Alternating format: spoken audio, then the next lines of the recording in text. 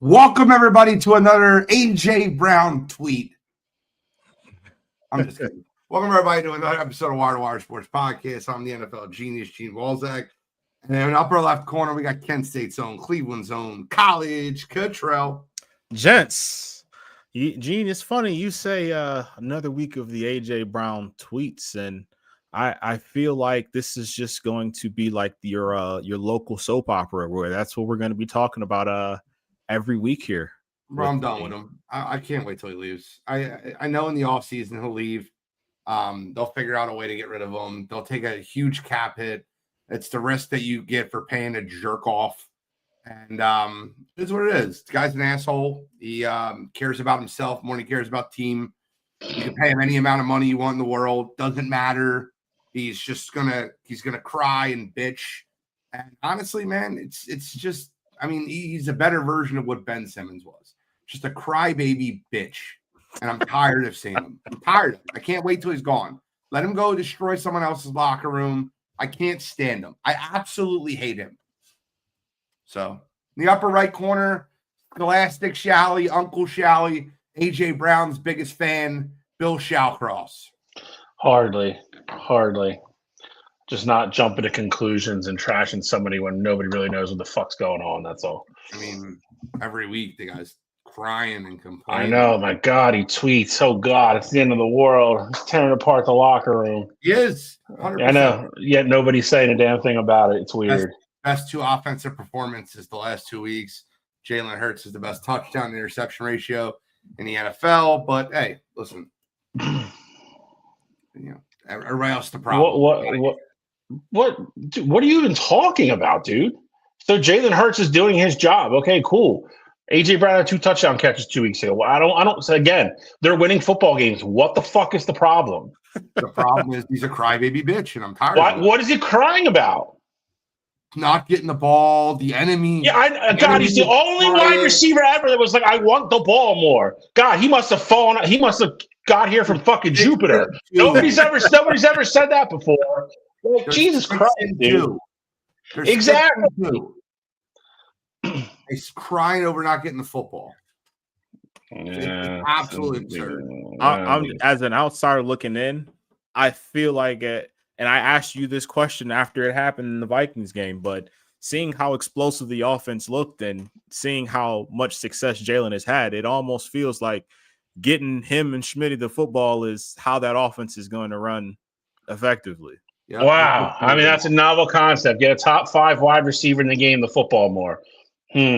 Crazy. Crazy. We would think crazy that'd be an idea of somebody on the offense to do that. Wow. Didn't have him this week. The offense moved just as it did. Yeah. Let's put the Giants game as the fucking measuring stick for that. Hey. Listen, they didn't get him the ball. They didn't have to give him the ball this week. They spread the ball around. They traded John Mechie out this week. John Dotson had a big touchdown catch this week. All is well within the land of non-AJ Brown fans. All is well just within the Eagles realm in general. They're 6-2.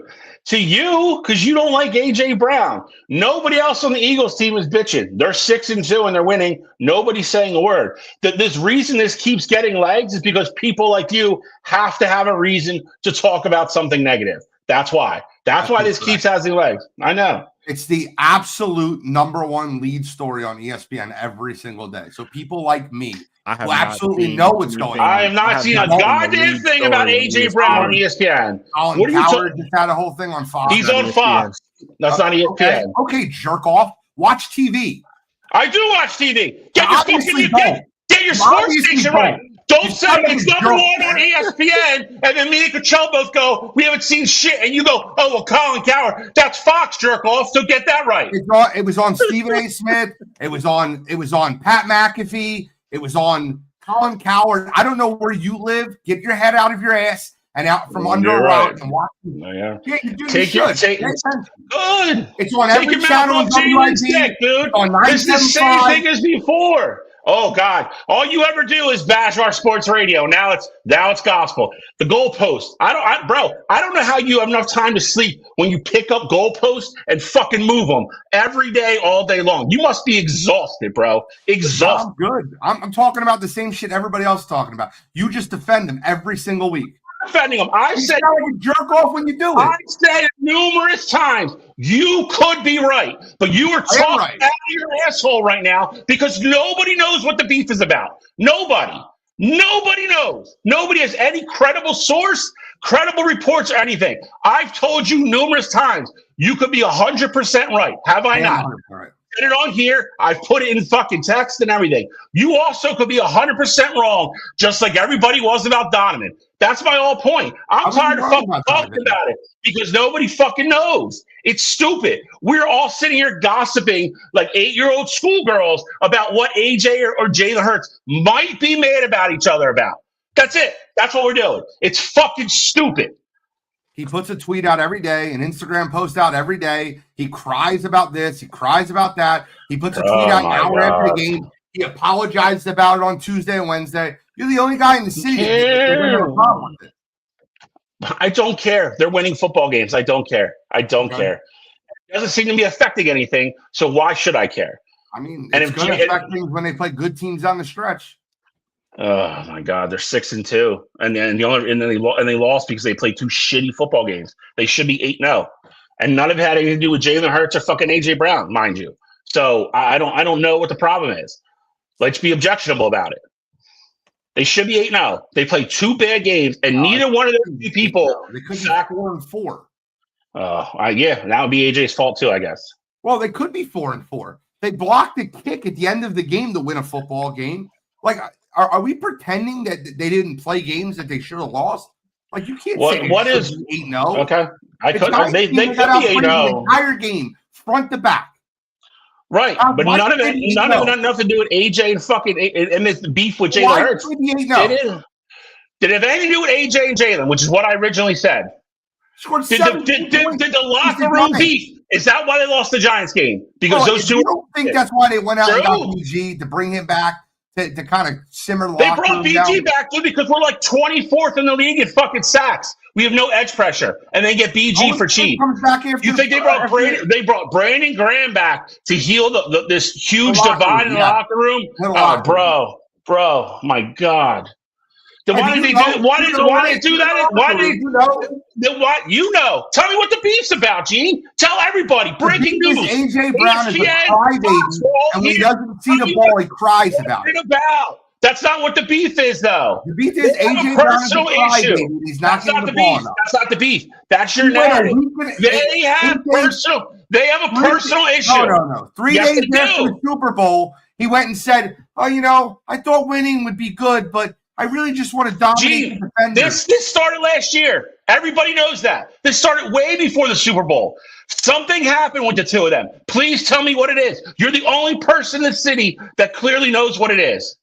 What is their beef about? AJ didn't get the ball enough, and he held. That has nothing to do with it. There's nothing to do with it. They got a fight last year in the middle of the season.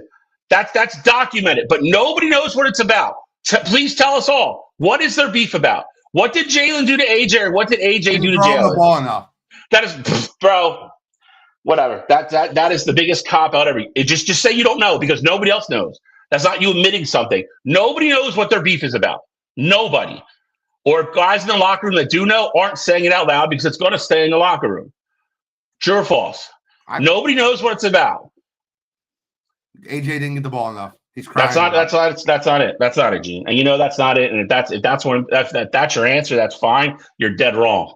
Everybody knows they got in a personal. You're dead wrong about AJ Brown. They got in a personal wrong. And it's not an issue. And no one's talking about it. It's on every station. Okay. Then what's the beef about? What's the beef about? Your whole basis is about something you don't know fucking anything about. That's your whole argument. You tell me it's about the ball. It has nothing to do with the ball. They got in a personal argument like week 7 last year. Nobody knows what that is, including you. True or false? I have no idea what it's about. Exactly. That's it. So nobody knows. So for a year and a half, we keep talking about it. For a year and a half, Jalen Hurts goes to a press conference and acts like an adult and a professional. He's a robot. He's a robot. Acts like an adult and a professional. That's what leaders are supposed to do, Gene. Tweets out every day like a 14-year-old schoolgirl. He's a tweet. I care. Good. Who gives a shit what you think? You're not in that locker room. You're not on the team. Nobody gives a fuck, Gene. You're not on that team. You're not in that locker room. They're still winning football games, and nobody has publicly come out and said, AJ, shut the fuck up. Why is that, Gene? It happened last year when Brandon Graham said what happened last year? Okay, let's get back. What happened last year? Brandon Graham don't know. Nobody knows. Nobody knows. Okay. Nobody knows but the people in that locker room. So let's just keep speculating and speculating. I feel like I'm in fucking middle school again. I know. Watching his Instagram and his tweets, it is middle school. You're right. Hey, man, they won a Super Bowl last year. They might win another one. If that's what it takes for the two of them to keep winning football games, then so fucking be it. Who cares? They're not going to win a Super Bowl this year with this shit. With this shit? They won it last year with this shit. It started last year in the middle of the season. It turned down 1,000,000% last year. And then for whatever reason, it's done. Yeah, you can't say it because it's not true. They played through this shit last year. This all started last year. They went out and won a Super Bowl. If you don't think Howie Roseman gave him shut-up money in the offseason, I don't know what to tell you. And the fact is, it's going to burn us because it's going to be a $90 million cap hit when they have to get rid of him in the offseason. I think it's funny that you're just jumping to conclusions that Jalen Hurts is completely innocent in this. I'm not saying that Jalen's completely okay. So Jalen is supposed to. They want you to do in the press conference and how they've carried themselves in public and how they've carried themselves in the field. When was the last time you seen Jalen Hurts throwing a temper tantrum on the sideline? When was the last time you seen him reading a book? When was the last time you seen him making cryptic tweets about everybody online? When was the last time you seen any of that? No, I see Jalen Hurts look like he doesn't give a shit when he throws an interception. He's the same person all the time. He's a robot. And that's what makes people win in big games. Is when I'm not saying anything bad about Jalen Hurts. I'm not saying he's not being a leader. I don't know where that came from. It has nothing to do with that. That's what Jalen's supposed to do. Jalen's supposed to go to a press conference, being the leader and the captain of this football team and the face of the franchise, and do exactly what he's doing. Praise to Jalen Hurts. I've said that before. I've said before, you could be right. All I've said is you don't know. Just like I don't know, like nobody knows because it hasn't come out yet. I've literally said you could get your flowers and be 100% right. I'm just saying I'm not going to look like the dumbass like last time when everybody sucked Donovan McNabb's dick and then it all came out that he was being a bitch about everything. That's all I said. I never did. Sorry. That. So I never did that. So you can't use that against me. I'm not using it against you. I'm comparing it to a prior situation that happened in this city. It's not a bad comparison. That's what everybody did. Everybody's like, T.O.'s the prom, getting the hell out of here. And then Brian Dawkins and people like that came out and said, there's a ton more to this story than anybody knows. And then all of a sudden it was, Donovan's being a bitch. Donovan's telling the OC not to call plays for T.O. Donovan's pissed because he's not the most popular Eagle and he's not selling the most jerseys anymore. Then that all stuff came out, and then it was like, well, that sucks because we could have won a Super Bowl with T.O. But we've ran him out of town. Why? Because the quarterback didn't get his way. I'm not saying that's what Jalen Hurts is trying to do. My point is it's a relevant comparison because it's between the star quarterback and the star wide receiver. And all I'm saying is at the beginning, the narrative was one thing, and then the facts came out, and the narrative completely switched to, you know what? They both were assholes. They both were divas, and they couldn't coexist. That's all I'm saying. And I'm not saying Jalen's being a diva. I'm just saying I would like to know what the fuck's going on before we have to sit here and talk and scream about it for 20 minutes every week. And you can't answer the question just like I can't answer the question because nobody knows. That's all I'm saying. And I can go by what I see. And what I see is one guy acting like an immature jerk off and the other guy winning football games with or without A.J. Brown. Okay. And when Donovan and Terrell Owens were going at it, who acted like the diva? Both publicly. No. Publicly. Donovan didn't do anything publicly. The comment about Brian Westbrook's contract and not Terrell Owens' contract was very notable, very talked about in the city, and it was very obvious what he did. He made a stake for Brian Westbrook to get paid, and not for TO. It's 100% what happened. And I was on top of that when that happened. Control, what's Hot Wire? All right. So I don't even know how we go over to the hardwood for this. But starting off, I mean, it's only right. It's old news at this point, but it's the biggest thing that broke since our last show this past Wednesday, and that is Chauncey Billups, head coach of the Portland Trailblazers, Terry Rozier, former NBA player Damon Jones, all were arrested from the FBI in connection to a illegal gambling operation that stems from playing illegal poker games where games were rigged, where they had glasses where they were able to see what cards were coming beforehand. Also stems from, Terry Rozier leaving games early due to injury, specifically back in 2023. Damon Jones had inside information about when players would and wouldn't play back in 2023 as well there. So basically all of this came out Thursday, right after our last show.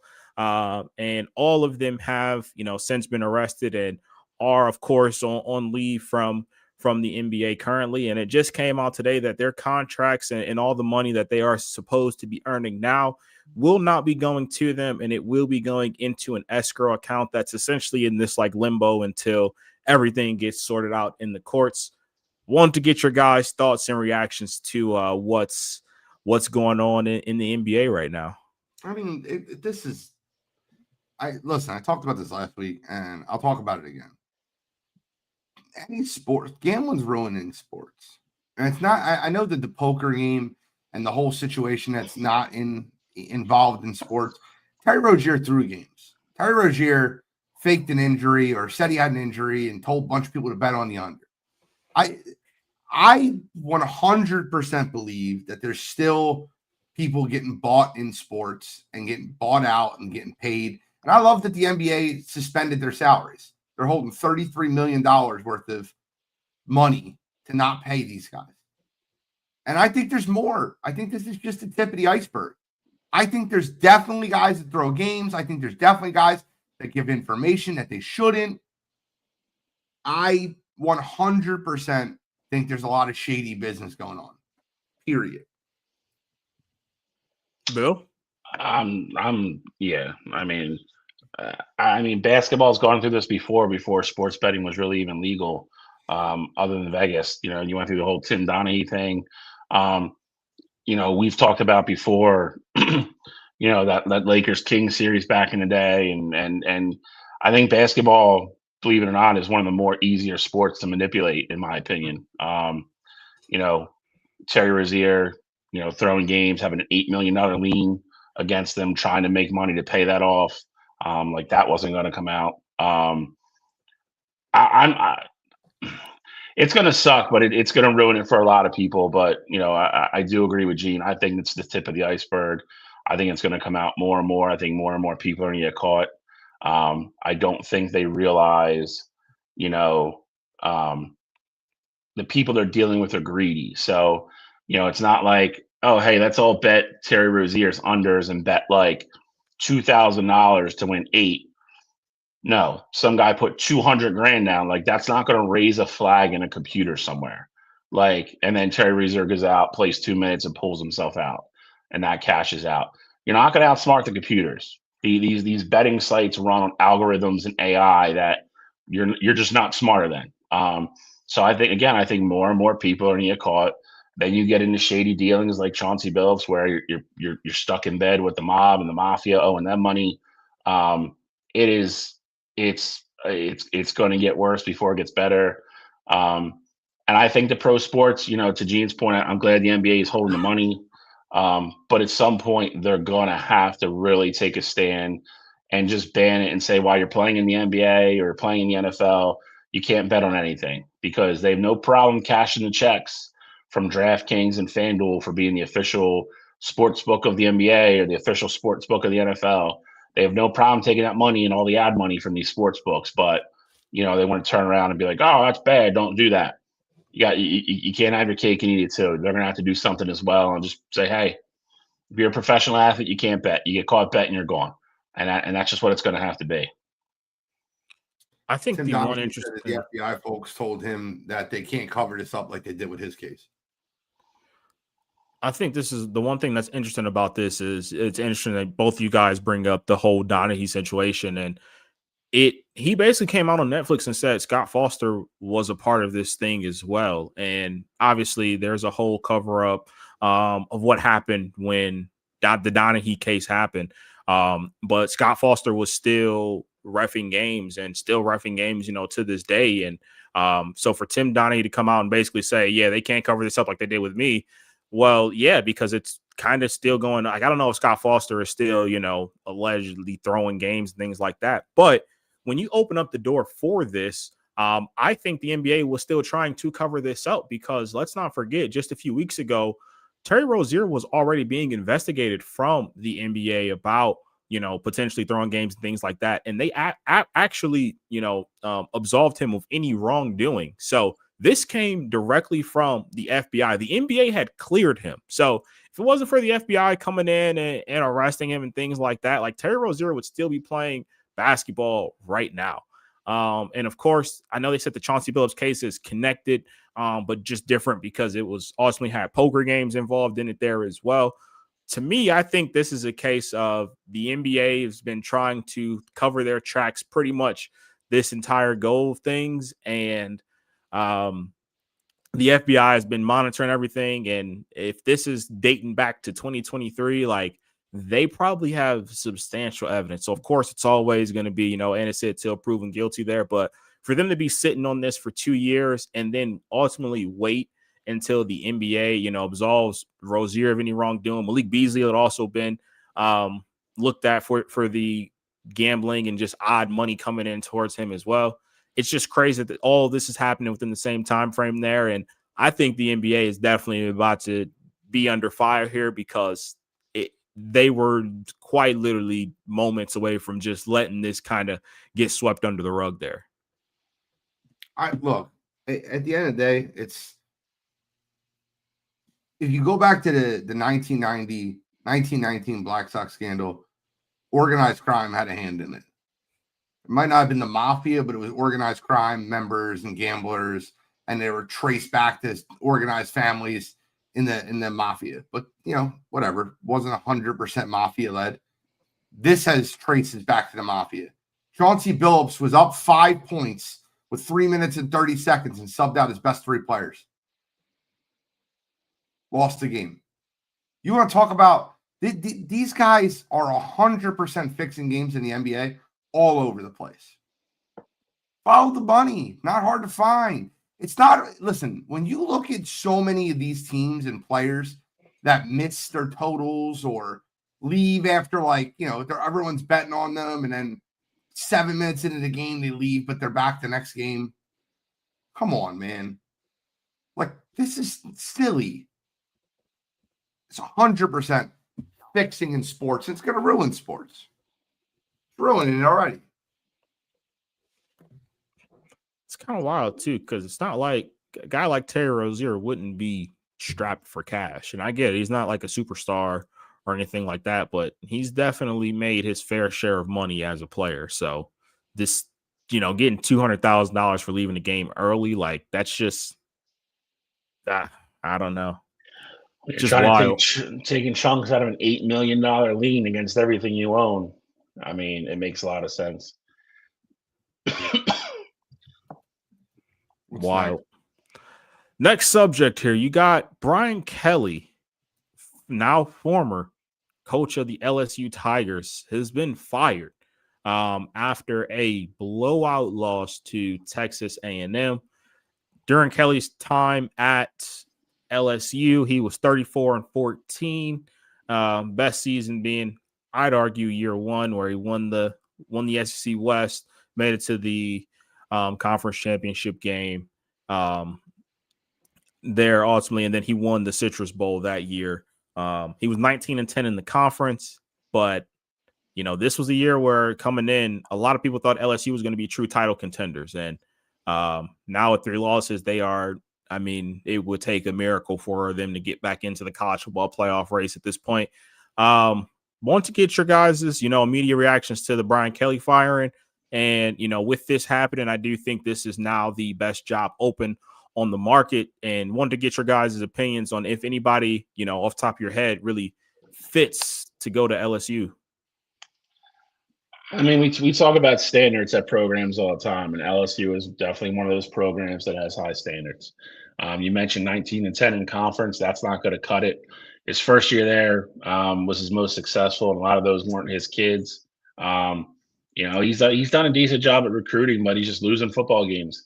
If LSU is not relevant, in the SEC title race, let alone the national title race, those people down there are not, they're not going to be happy. They eat, breathe, and sleep football down there between the LSU and the Saints. So I always thought it was kind of a weird mix, taking kind of a Midwestern guy and putting him down in the SEC. And I think a lot of it, more than anything, is I just don't think. I don't think Brian Kelly's a bad coach. I think he falls in that category that he's a really good coach. I don't think he's an elite coach. But I just don't think LSU was ever a great fit for him. And a fit for him, and LSU, being having the standards that they do and the expectations, his results just weren't cutting it. And then, with what's going on across the landscape already, with Franklin being fired, and a lot of, Billy Napier being fired, and a bunch of other guys on the hot seat are expected to lose their jobs at the end of the year. To Cottrell's point, LSU is going to be the best job open as of now that we know of. And they want to get out there and make sure they get their, whoever their first choice is going to be.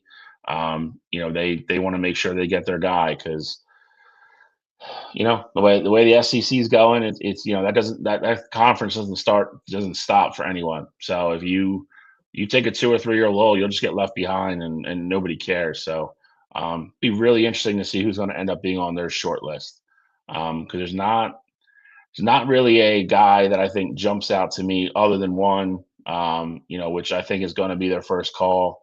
Just not sure if he leaves, which will be Dan Lanning in Oregon. Has the SEC experience already, coaching at Georgia under Kirby Smart. So it's going to be really interesting, because I think it's going to be kind of a domino effect once LSU fills and where the other guys go.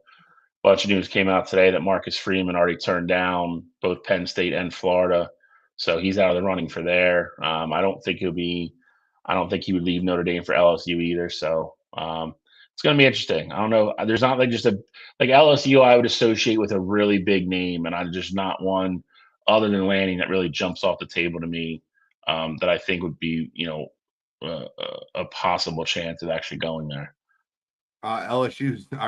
Louisiana State Governor Jeff Landry said that he will not allow athletic director Scott Woodard, who oversees the Tigers football program, to pick the head coach. This is a pattern.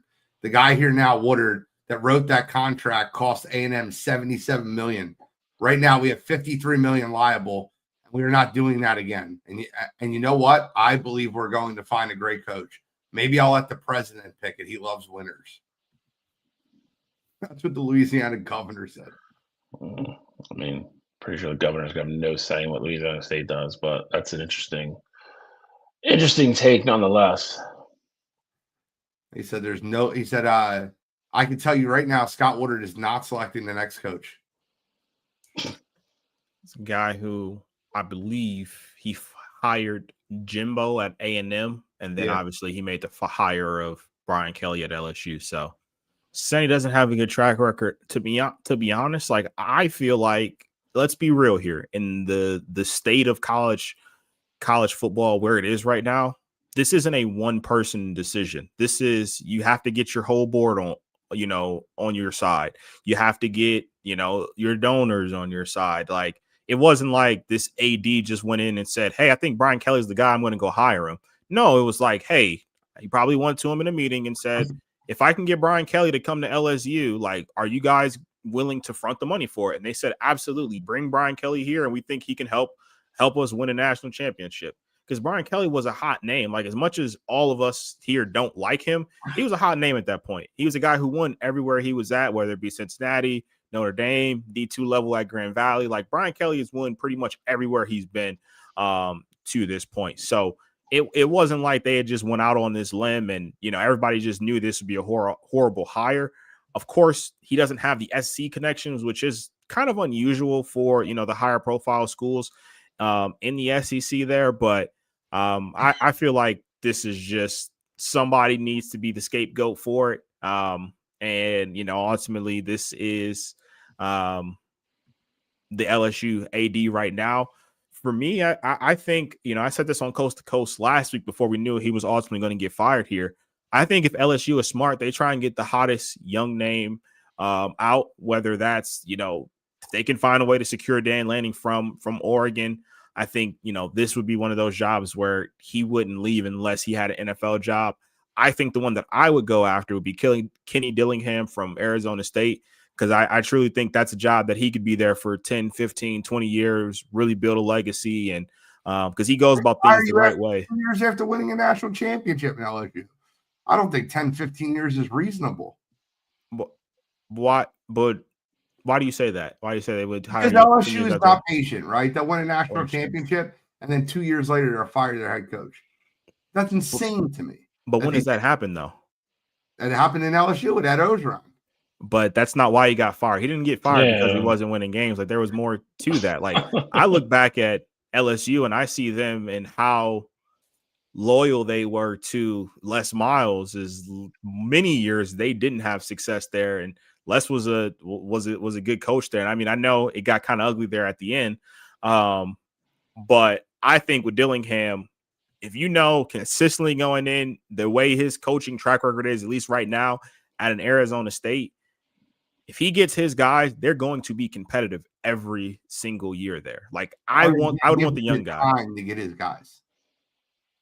Well, they just gave Brian Kelly 3.5 years. Like, I think with Kenny, like, you give him a year. I mean, maybe even less. Like, Kenny's that good of a coach where I think with the guys they had, if Kenny was coaching this LSU team right now, I don't think they'd have 3 losses, and I think they would firmly be in the discussion of being national championship contenders this year. All righty. Any names you got, Gene, for the LSU job? I mean, I listen. I didn't go out and call anybody they want to call. They're going to spend a lot of money. It's one of the biggest ticket jobs that you can find out there. The most notable name to me, and listen, it comes up every single time you talk about a prominent SEC, head coaching job, is Dan Lanning. And bringing him back to the SEC just makes too much sense to me. But when he didn't jump with the Alabama job, I just don't know. Yeah, I mean, I don't Alabama. I mean, I think a lot of it's going to depend on the number. I think a lot of it's going to depend on what Oregon wants to match. I think a lot of it's going to depend on if he actually wants to go. Dillingham came out today and kind of didn't really make it sound like he was that interested in the LSU job. I mean, that could just be a smokescreen, so we'll see. But a lot of people floating out there, the offer is going to be between $12 and $15 million. Oregon has that money, obviously, with all the Nike money to match it. But that's to coach college football in the SEC. I mean, that's a really hard number to walk away from. I mean, because I think Kellen DeBoer is making 7, 7.5, 8, something like that, which is what Alabama was offering. $15 million to coach a sport is a lot of money. At a better program, and I mean, let's be honest. It is. Louisiana probably as a city as a whole is just better than Oregon. Well, I mean, as a state as a whole, better than Oregon. Louisiana State is not better than Oregon. No, I disagree with that completely. As a state, not as a state. I'm saying like program. As a location. Like when I say better state, I mean like college like football in general, like football specific. Nike. I love Oregon. If I was a coach, there's nothing out like it, to Bill's point. Like Alex, I'm Ducks fans are crazy. Like they support their team like crazy. LSU is a different animal. Like talk about like top jobs in college football. Like LSU is a top 10 job, bona fide, and it's a better job than Oregon. They'll hire Lane Kiffin, or they'll hire Florida, or they'll hire Joe Brady to come back. I could see that they hire Joe Brady would be cool, but if I'm him though, I'm like, I mean, hell, I could get an NFL head coaching job now. I'm the OC of the Bills. Like, I saw Dable parlay it into a head coaching job, and I'm doing a better job than what he did. I would be surprised if Joe Brady went backwards, only because, like I said, like Cottrell said, I think he's on the cusp of at least starting to interview for head coaching jobs. And I mean, college football is such a different grind than the NFL with recruiting and everything else. I don't know if Joe Brady wants to go back to that. It would be an interesting name, though. He obviously has a ton of ties to the school. So, but again, I'm not saying that he's going to leave, and I know Alex has to keep saying that out loud. So he feels better about it, and I get it. But it's a better job. It's a better job, and again, $15 million is a lot of freaking money.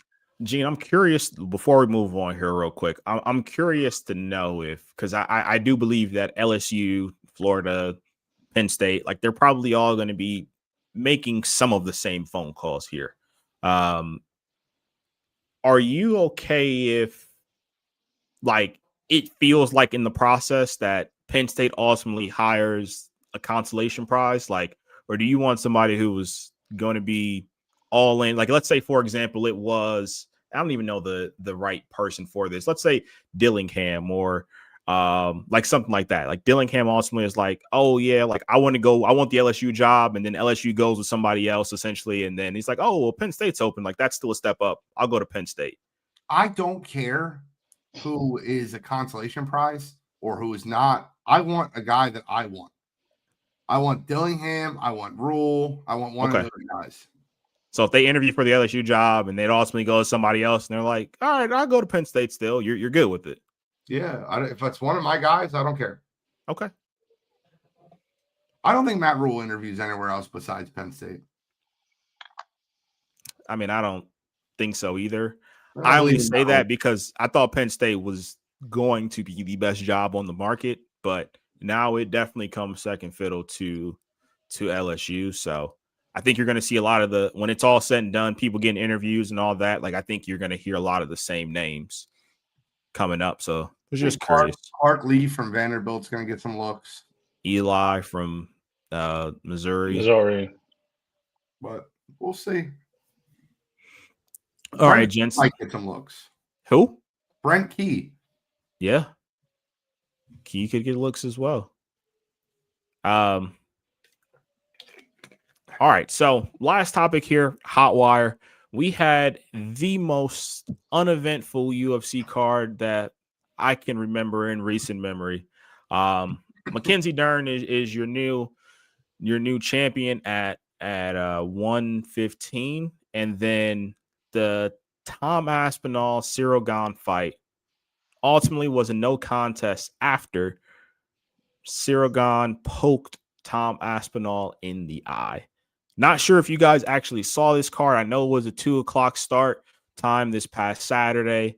I guess I really don't want your thoughts and reactions to the card because it was that bad. But we always talk about UFC. We gave it a small little preview last week. Just initial reactions here. Do you want to see them running back right away? I guess give me something about the card. I can't believe they're going to run it back. I know they have to, but the only fight I looked forward to on the card was watching that fight. And then after one round, it was over. Not a fan. Terrible card. I'll tell you right now, Mackenzie Dern and Vima played out the most boring 5-round decision. It was just so boring. Like, I get it. It was back and forth. It was boring. I don't know. Not a good card. I mean, I would have been furious if I would have paid money to watch that. To Gene's point, I mean, I guess they have to run it back. Whenever Aspinall's ready to go. It's just crazy what a disaster the heavyweight division has just been the last 3 years. You put the belt on the guy that you think it's going to hold it for a while. Now you get this no contest. It was boring is the right word for it. It wasn't a good card. If I would have paid $60-$70 for that, I'd have been pissed. I would have been asking for a refund. Just wasn't ideal. Again, I think it was, it's one of those cards that was made to, make the Saudis happy for all the money they were paying the UFC to bring the card there. Money grab, and I think the card and the fights played out. Like exactly what it was. That card certainly wasn't made for the fans or the diehard UFC fans. So Saudis loved it. They got their money's worth, I guess. Everybody else got screwed. I will say the one thing though with this fight that I'm curious about seeing, I guess, whenever it happens again, is that from what we saw before the eye poke, and granted it was a very small sample size, Cyril Gane won the first round. And so with that said there, I'd be curious to see how Tom Aspinall would have responded. I also think now that first round kind of happened the way that it did, whenever this next matchup happens, I do think it will look completely different there. But yeah, I mean, as a whole, very disappointing card. And the fact that we got that, I mean, it being a main event at 2:00, a main card at 2:00 on a Saturday, like that's honestly what that card felt like. It felt like it was an afterthought. It felt like I could be all good just watching college football throughout the day. So as much as I didn't like that card, this next one's going to be really good in a couple weeks, 322. So looking forward to actually talking about that card. But yeah, this 321 was a joke, but wanted to at least bring it up here because we previewed it last week and we always talk about all the UFC cards there. But that is it for Hot Wire this week. Before you get off Hot Wire, I do want to ask a question about that fight, just quickly. Do you think Tom Aspinall took the easy way out? No. TJ Dillashaw said he did, and I just kind of want to get your opinion. And TJ Dillashaw is a guy who fought with a dislocated shoulder, so like I understand where he's coming from essentially with it, but it's come out, like I've kind of been following it, and it's come out that doctor said that he doesn't have any damage to his eye per se, but that fight should not have continued. And I honestly think with the amount of time that was given there as well, I don't know. I don't think it was the easy way out. I think if he could have continued to fight, I think Tom's one of those guys that would have gutted it out. Okay. Just wanted an opinion. I don't know. It didn't look like he did, but I wouldn't put it past him. I think that first round, Cyril Gane was a little bit quicker, a little bit more agile than Tom Aspinall, and it was obvious. I don't think he really clearly won the round. Like, I think he won the round. It was 10-9, but yeah, it didn't feel like it was a dominant round. It just felt like a close round win. Yeah. And it's not what I expected. And when he got poked in the eye, could have seen a way out. I don't know. Is it time to talk about the GOAT now? Is it time to talk about the GOAT? What GOAT we talking about? Which one? I mean, listen, guys, I gotta stop, bro. The greatest performances we've ever seen in the history of postseason baseball. Guy breaks another record. Another one. He reached base safely 9 times in a postseason game. I mean, the guy is just next level. They intentionally walked him to lead off an inning. They're like, we can't throw to you right now. The only reason the Dodgers won Game 3 was Shohei Ohtani. I get it. Freddie Freeman hits the walk-off home run, but they're not in that position if it's not for Shohei's 2 doubles, 2 home runs. He accounted for 4 of the 5 runs that got them into extra innings. Yeah, I mean, we wait long enough, somebody else is going to get a hit. But it took them a whole other game for somebody else to get them a hit. And you're getting a free base runner every 8 at-bats. because the ninth guy, they're just intentionally walking this. Shohei Ohtani is something we've never seen. And I'll say this. He's not the greatest of all time for a career aspect, but his peak is higher than anyone's ever. This is the best baseball player at peak we've ever seen. Who does the shit he does? He went 8 for his last 8 and then got walked 5 times in Dodger Stadium. Now, last night, the Blue Jays did a much better job of pitching the Shohei Ohtani. But it didn't matter who you threw at him in game 3. The guy was just next world. He was locked in. Had the double end up scoring a game-tying run or to make it 4-4. Then the Jays go up 5-4. What's Shohei Ohtani do? Hits an opposite field home run, tie the game. And then Blue Jays manager's like, I'm done with it. I'm not throwing to the guy anymore. It just pointed at first base for 5 straight bats. This is next level shit. I think the one thing that of course, Shohei was absolutely incredible game 3. But I think the craziest part about all of that is, so you have I believe it was in the 12th or 13th. It was one of the earlier extra innings. You intentionally walk Shohei. Yep. Then you intentionally walk Mookie to load the bases for Freddie Freeman. Like the balls that it takes to do that from Toronto's manager, like, because obviously you really are in a no-win situation. All 3 of those guys have the capability to end that with one swing, and Freddie almost did it. I mean, Freddie took a ball to the deepest part of the warning track, not to even like forget about the fact that Freddie hit a walk-off grand slam last year in the World Series. So like, Freddie is a clutch player. And then obviously Freddie had the walk-off in that particular game in the 18th. Really nothing you can do about that. You're not going to intentionally walk Freddie first batter up. So it was absolutely wild, the course of that game. And I actually stayed up to watch the entirety of the game. On the East Coast, it ended around 2:50, so it was nuts. But it was one of those ones where I felt like if I went to bed, I was going to miss something crazy. And the fact that you got 18, it was 5-5 going into the 10th.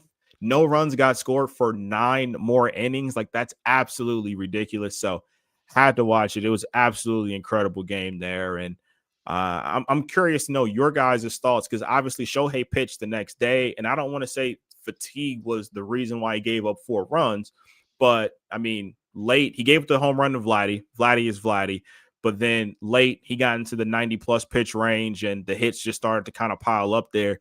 Do you think fatigue played a factor into that? Would you not have pitched them necessarily like the game after 9 plate appearances? Like, what were your guys' thoughts on, I guess, that aspect of it? Because I know, you guys play softball, you play baseball at a point there. Like, what does that do to you? And I'm sure you haven't been to 18 inning game, but like, what does that do to you playing that long? I've played in a 16 inning game before, not 18. No. I don't think it had that much of an effect. I would say if you're in the effect of, if he wasn't DHing, then I think you seriously would have had to consider skipping him or pushing him to game 5. Because then when if you're hitting and running as much as he was, and then on top of that, you're going out and playing the field and literally being on your feet the entire game, at that point, I think you might have to consider pushing him to game 5. He didn't pitch terrible last night. He didn't pitch great. He hung a slider inside to Vladdy. Vladdy, if you take Shohei out of it, Vladdy's the most locked in guy, going besides Shohei, maybe Freddie Freeman. Vladdy just didn't miss it. And then, later on in the game, I think Roberts left him in probably a batter or two too long. 6 innings, 4 runs, not terrible. It's not great. It's not a quality start, but the night before, again, it's something I highly doubt in our lifetime we'll ever see again. Just banana numbers.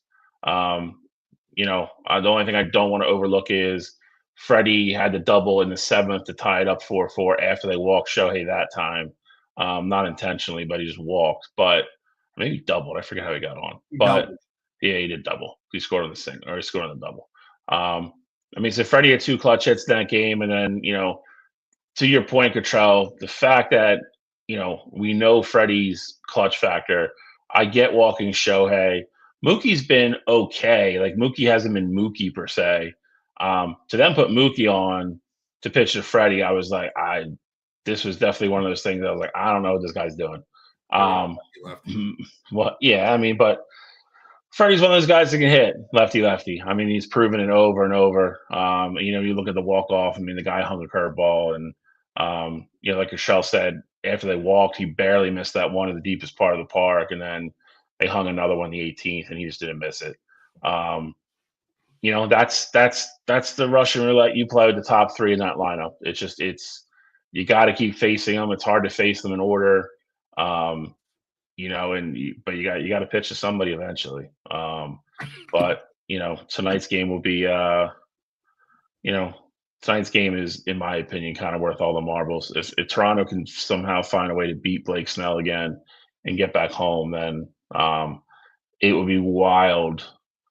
If you didn't know the final scores of the game, you just looked at the box scores and everything else, you'd be like, all right, the Dodgers are up like 3-1, and they'll actually go back to Toronto with a 3-2 lead.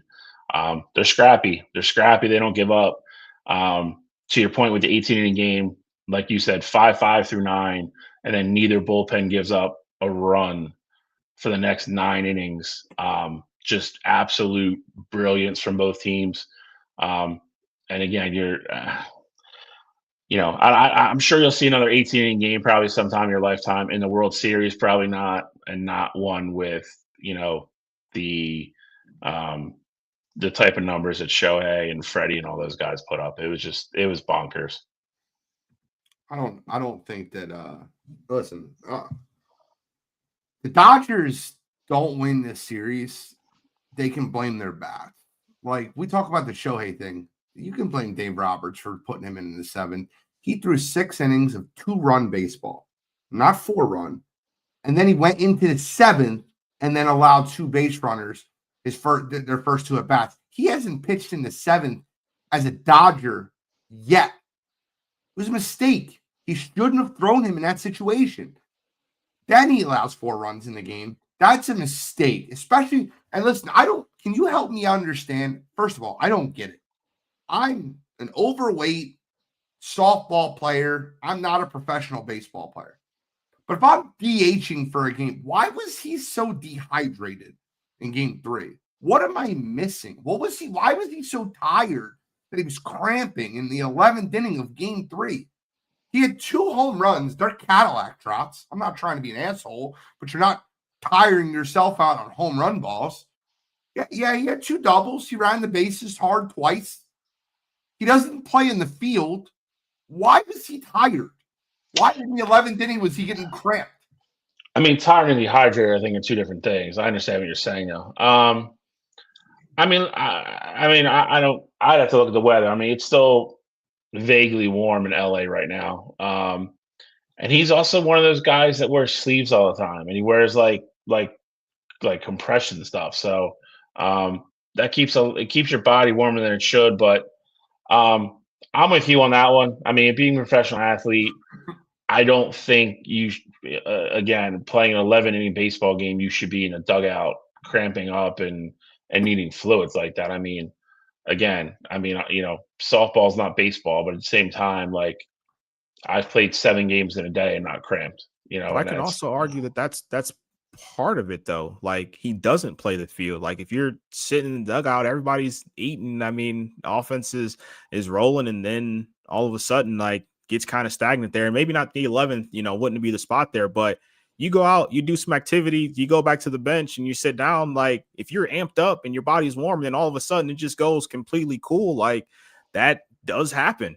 But see, that's cramping or getting tight. Like I understand that. That's not being dehydrated though. Like that's a completely different thing. I understand that. Like getting up, getting down, and sitting for 20 minutes. Yeah, your body could tighten up. He's also like it's like his routine that he brought over, from Japan has been talked about numerous times. Like Shohei's a big dude. Like he's not some like he's just tall and skinny. Like Shohei's like he's pretty like built, like he's thick. Like his workout routine has been talked about numerous times and how strict his diet is. So I don't know. It's weird to me. It's that again to me that's just a little out of the ordinary. And again, maybe it's adrenaline, maybe it's adrenaline dumping from the ups and downs in the game and then constantly running. But to be tight or something like cramping because you're something like that, that's one thing. But to be dehydrated, that's a little bit different. I don't know. Maybe he just wasn't drinking enough water. I don't know what's going on, but it was a little weird. Your point though about this being Shohei's first time pitching into the seventh, I'd imagine it has to do something with, and granted, obviously it was the wrong decision. We saw how the game got broken open there, but I'd imagine it has something to do with using 10 pitchers in the night before. Maybe you thought if I can just squeeze out, maybe a batter or two out of Shohei, my bullpen arms they had a guy who they said his previous count was high count of the season was like 36 and he pitched 70 pitches, during that game. So like, maybe he was just trying to squeeze as much possible out of Shohei. And I guess also to that same point, outside of the one ball that he left high for Vladdy, he had a pretty solid, pitching performance beforehand. So I can at least understand it knowing the context of them going 18 before and using 10 arms. But obviously I do think it was the wrong decision there. And, there were 4 guys in their pen that they used out of those 10 arms pitched a third of an inning. 4 guys in their pen threw less than 5 pitches, including Banda, who I think that he's got to be your first lefty out of the bench. I get what you're saying, but like Dreyer threw a third of an inning. He's been their top relief pitcher outside of their closer, obviously. Outside Sasaki, he's been their top relief pitcher. He threw a third of an inning. In the 7th inning, you throw Dreyer, you throw Banda, and then you see what you got in the 9th. But you can't punt on a game by throwing a guy who was dehydrated the night prior, the first time into the 7th inning since he's been a Dodger. I don't agree with that. And I'm with you. I'm not necessarily saying it was the right move. I'm just saying also, we're granted I feel like that 18 innings makes us kind of forget too, but like this has probably been the most inconsistent bullpen of really, I'd argue almost any team that was in the playoffs this year. Like that Dodgers bullpen as a whole before you get to the closer, and even then, a lot of inconsistencies there. We were talking about, keys to this series, getting the starters out, because once you get to the bullpen, like that's really where that Dodger weakness is. And again, I'm not necessarily saying it was the right move or the wrong move there.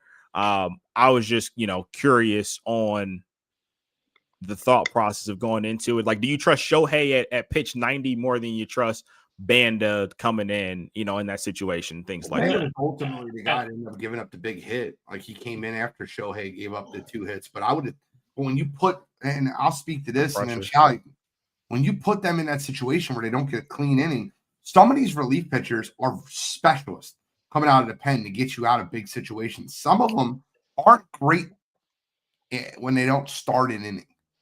And I think you have to know your team better. Yeah, I mean, there's always the stat of inherited runners, like how many guys you strain when you come in. I definitely think that was the mindset of I'll throw Shohei out there. Hopefully he gets like a cheap out, maybe strikes somebody out, gets an out or two, and and then we get him out of there. I think the big mistake was the leadoff guy gets on. I think that's got to be the plug right there. That's got to be, you got to go get him, to Gene's point, bring it in and then go from there. You're also putting you're now letting him stay and now go first and second with no outs. That's a totally different situation than guy on first with no outs. Like any kind of hit's most likely going to score a run. Even if they hit 2 ground outs, they're probably going to score a run depending on where they are. You're putting you're not putting your team in the best situation to win. And we've also seen it before where, especially in the playoffs, you see relievers come in and guys that you're used to being shut down, you're seeing, lights out type guys, they come into different situations than they're used to in the regular season and they don't fare well.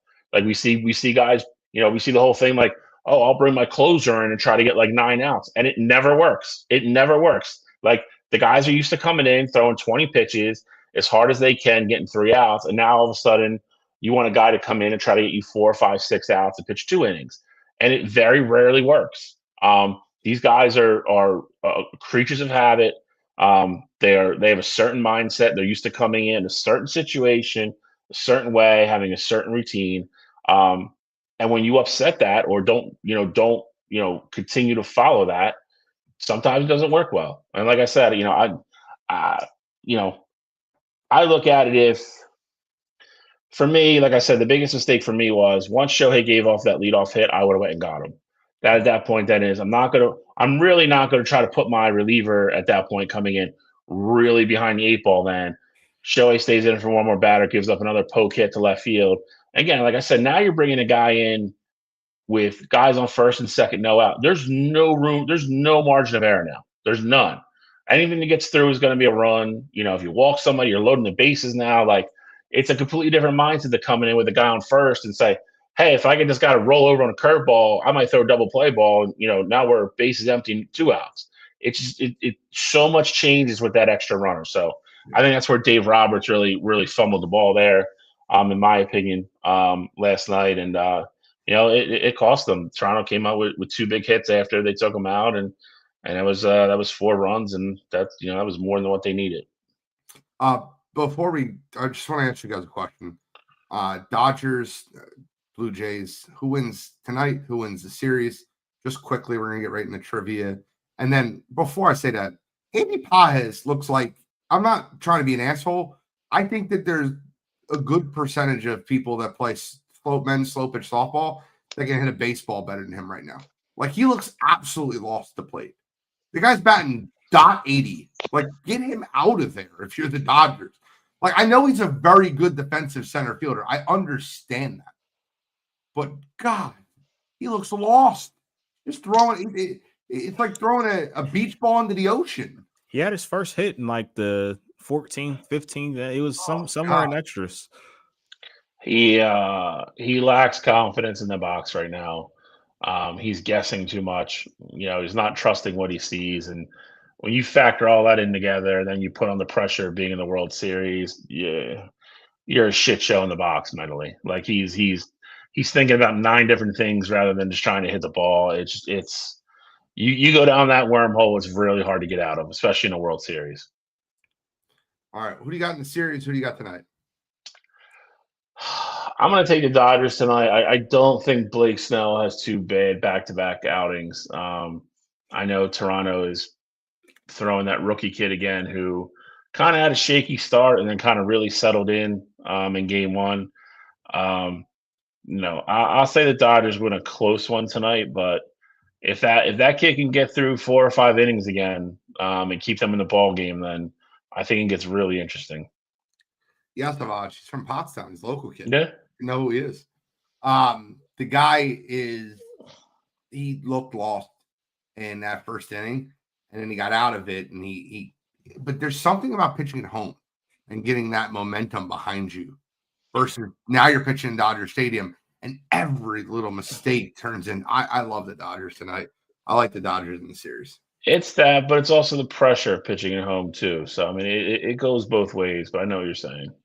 I definitely get that. I feel like I'd be more comfortable, I guess, pitching at home because it's like everyone's like cheering me on, at least at the start. It's like, all right, as long as I don't mess up, like they're gonna, I get the least feed off the energy. On the flip side of it, everyone's just yelling, and it's I'm sure hostile it's probably not that hostile in LA. They got all the celebrities. They're probably too good to actually yell obscenities at players and fake ass celebrity fans, dude. Yeah, it's probably a walk in the park in LA, but they're sitting there showing the road. Bro, it was disgusting last night. They're sitting there showing all these people. I'm like, I guarantee you, out of the 10 celebrities they just shown, it was the first time they've been to a baseball game all year.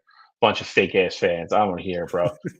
Jason Bateman. I love Jason Bateman. That dude ain't going to an LA Dodgers game on a random Tuesday night during the season. Fuck out of here. Miles Teller is though.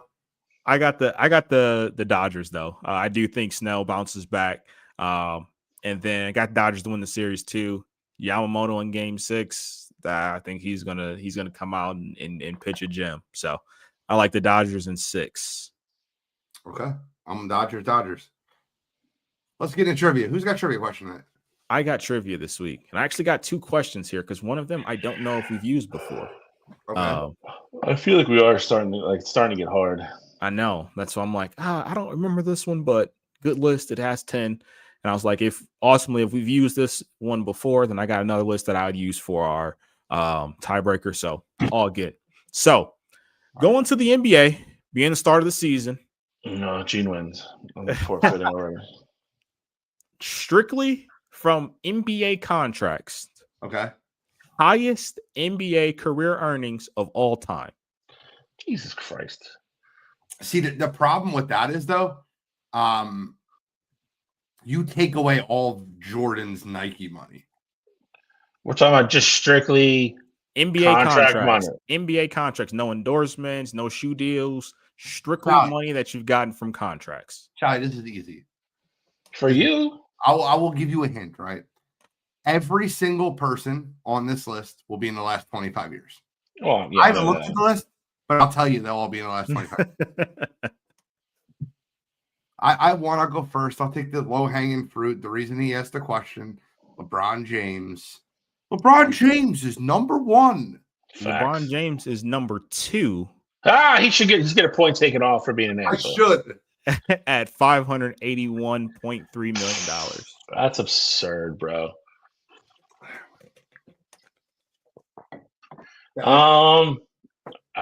Durant. Kevin Durant is number 1 on this list. Bonus point for Sally. $598.2 million. Eat a dick, Gene. Chris Paul. Chris Paul is not in the top 10. What? Ooh. I think you're kidding. I am not. Wow. I will go with Steph Curry. Steph Curry is number 3 at $532.7 million. Harden. Damn. James Harden is not in the top 10. Okay.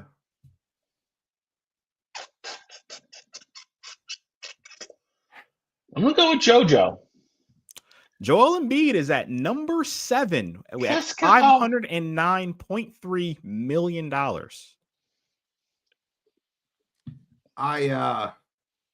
Joel Embiid is made. It's hard to believe that this is accurate. Okay. It is. I just don't know how it.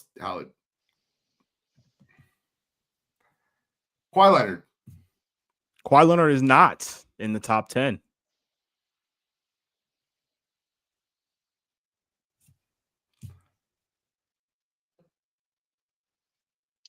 I mean, we just gave him another $300 million. I'll go with Paul George. Paul George is number 5 at $516.9 million. I'm lost at this point. I've named all the guys that have gotten max contracts. All the big names have gotten multiple max contracts. I'm lost. I wish I could give you a hint because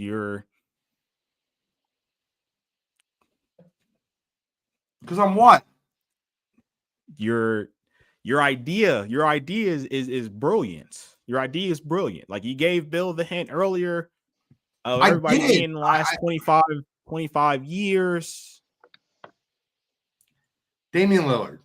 Damian Lillard is number 8 at $482.9 million. Okay. Damn it.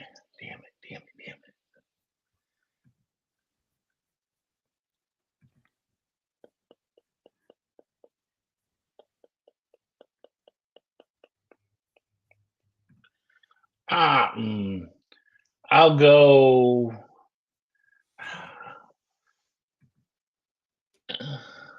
with Anthony Davis. Anthony Davis is number 6, $511.2 million. Is that 5? That's 5. You still could. I mean, we could still get to a draw. and get to OT here. Jimmy Butler? Oh. Jimmy Butler is not in the top 10. I'm going to go with the guy who's playing like his 20th season now, I think. I'm going to go Russell Westbrook. Russell Westbrook is not in the top 10. Fuck. Giannis. Giannis is not in the top 10. Oh, no.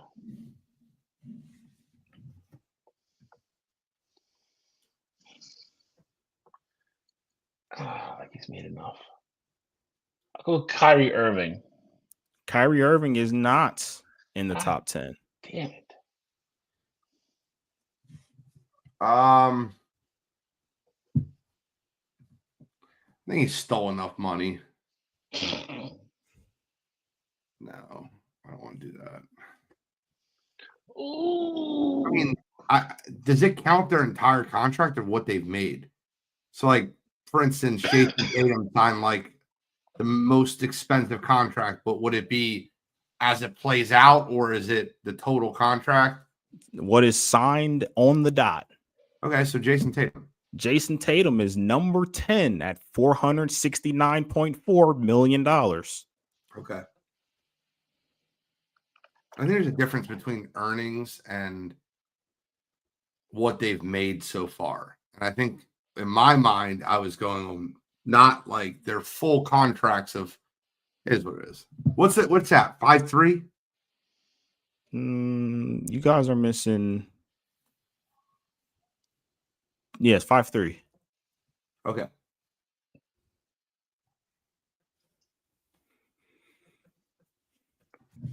Go with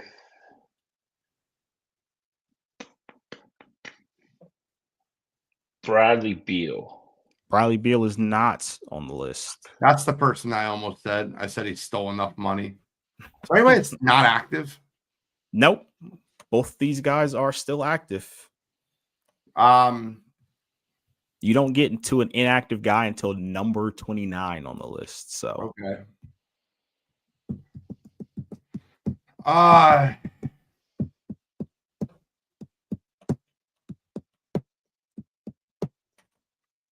either one of these guys like done asking questions? Whenever you guys want a hint, I am. In my mind, I feel like there's got to be like a contract stealer, but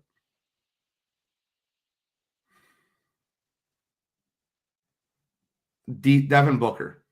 Devin Booker is number 4 at $520.2 million. Bill, you must get number 9 to win, or Gene gives us a shot to go to OT. Okay. Joker? Joker is not in the top 10.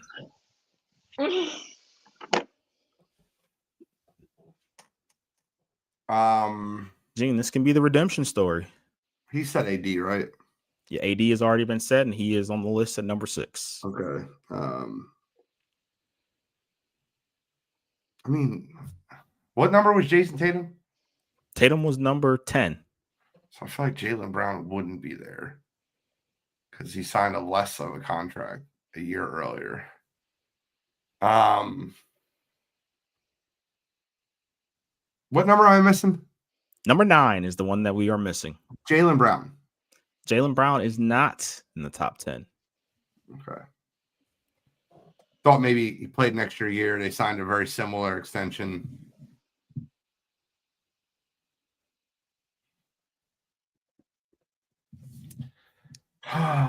Whenever you guys are ready, I can give a hint. I forgot where we started, but I'll wait. No, Gene started it. So yeah, after you go, Bill, I'll give my first hint.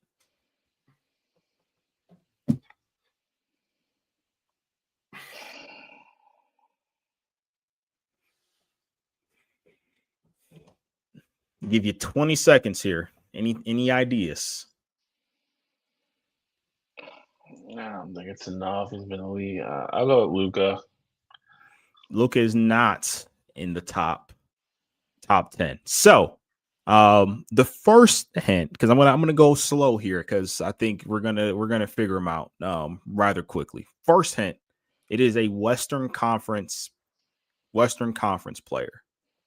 I was gonna say position, but I'll save that for the next round. Is he current? Is he played in the other conference? No. Okay. No. Only reason I asked that is for a former Chicago Bull. But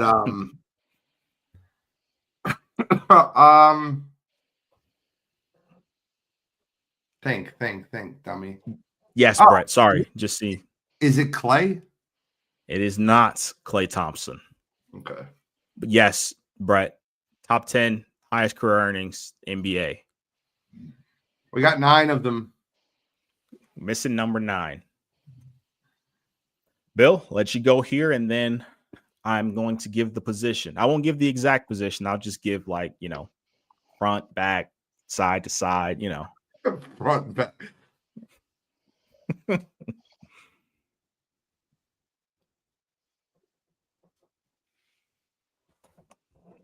Give you 15 seconds here. Plenty of names you could throw out. None that make really a lot of sense.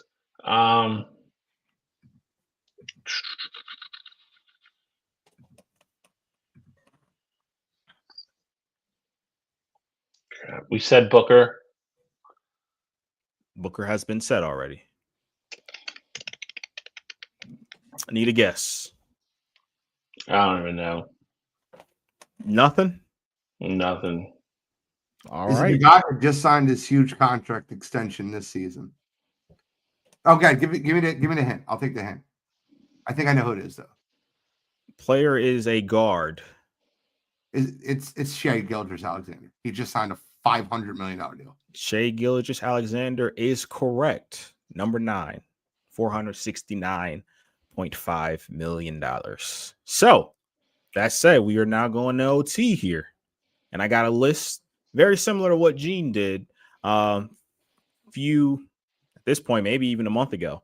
But it is a list that has, I believe, 16 players on it. And this is going to be rapid fire. We're going to go back and forth, maybe 10 seconds max. When we start to slow down, maybe I'll think about extending the time a little bit. But question is, since the NBA lottery has been in existence, so since 1985, okay, there have been 16 players that have been drafted number 1 overall and won Rookie of the Year in the same season. LeBron. Let's roll. LeBron is, of course, one of them. Bill? Number 1 Rookie of the Year. Tatum? No, Tatum did not go 1 overall or 1 Rookie of the Year. Gene, you have a chance to close us out here. I'll go with number one pick. I'll give you 7 seconds. So go 10 seconds here. Give me Anthony. Need a name. Ant-Man. Who's that? Ant-Man. Anthony Edwards is not on the list here. Bill, you are at redemption. 10 seconds. Going back number 1 picks. That's my problem. I should stop. Oh, mother. I'll go with Shaq. Shaquille O'Neal is on the list in 92. Gene. Allen Iverson. Allen Iverson is also on the list. Back to you, Bill. 10 seconds starting now. I can't believe I didn't get AI. That's why I'm so mad at myself. I'll go with, I'm pretty sure he's number 1. I'll go with Timmy Duncan. Oh, that was the one I was going with. Tim Duncan is on the list. Gene, we are back to you. No, I had that. It was my pick. 1985 draft. I'll go with Patrick Ewing. Patrick Ewing is also on this list. Bill, we are back to you.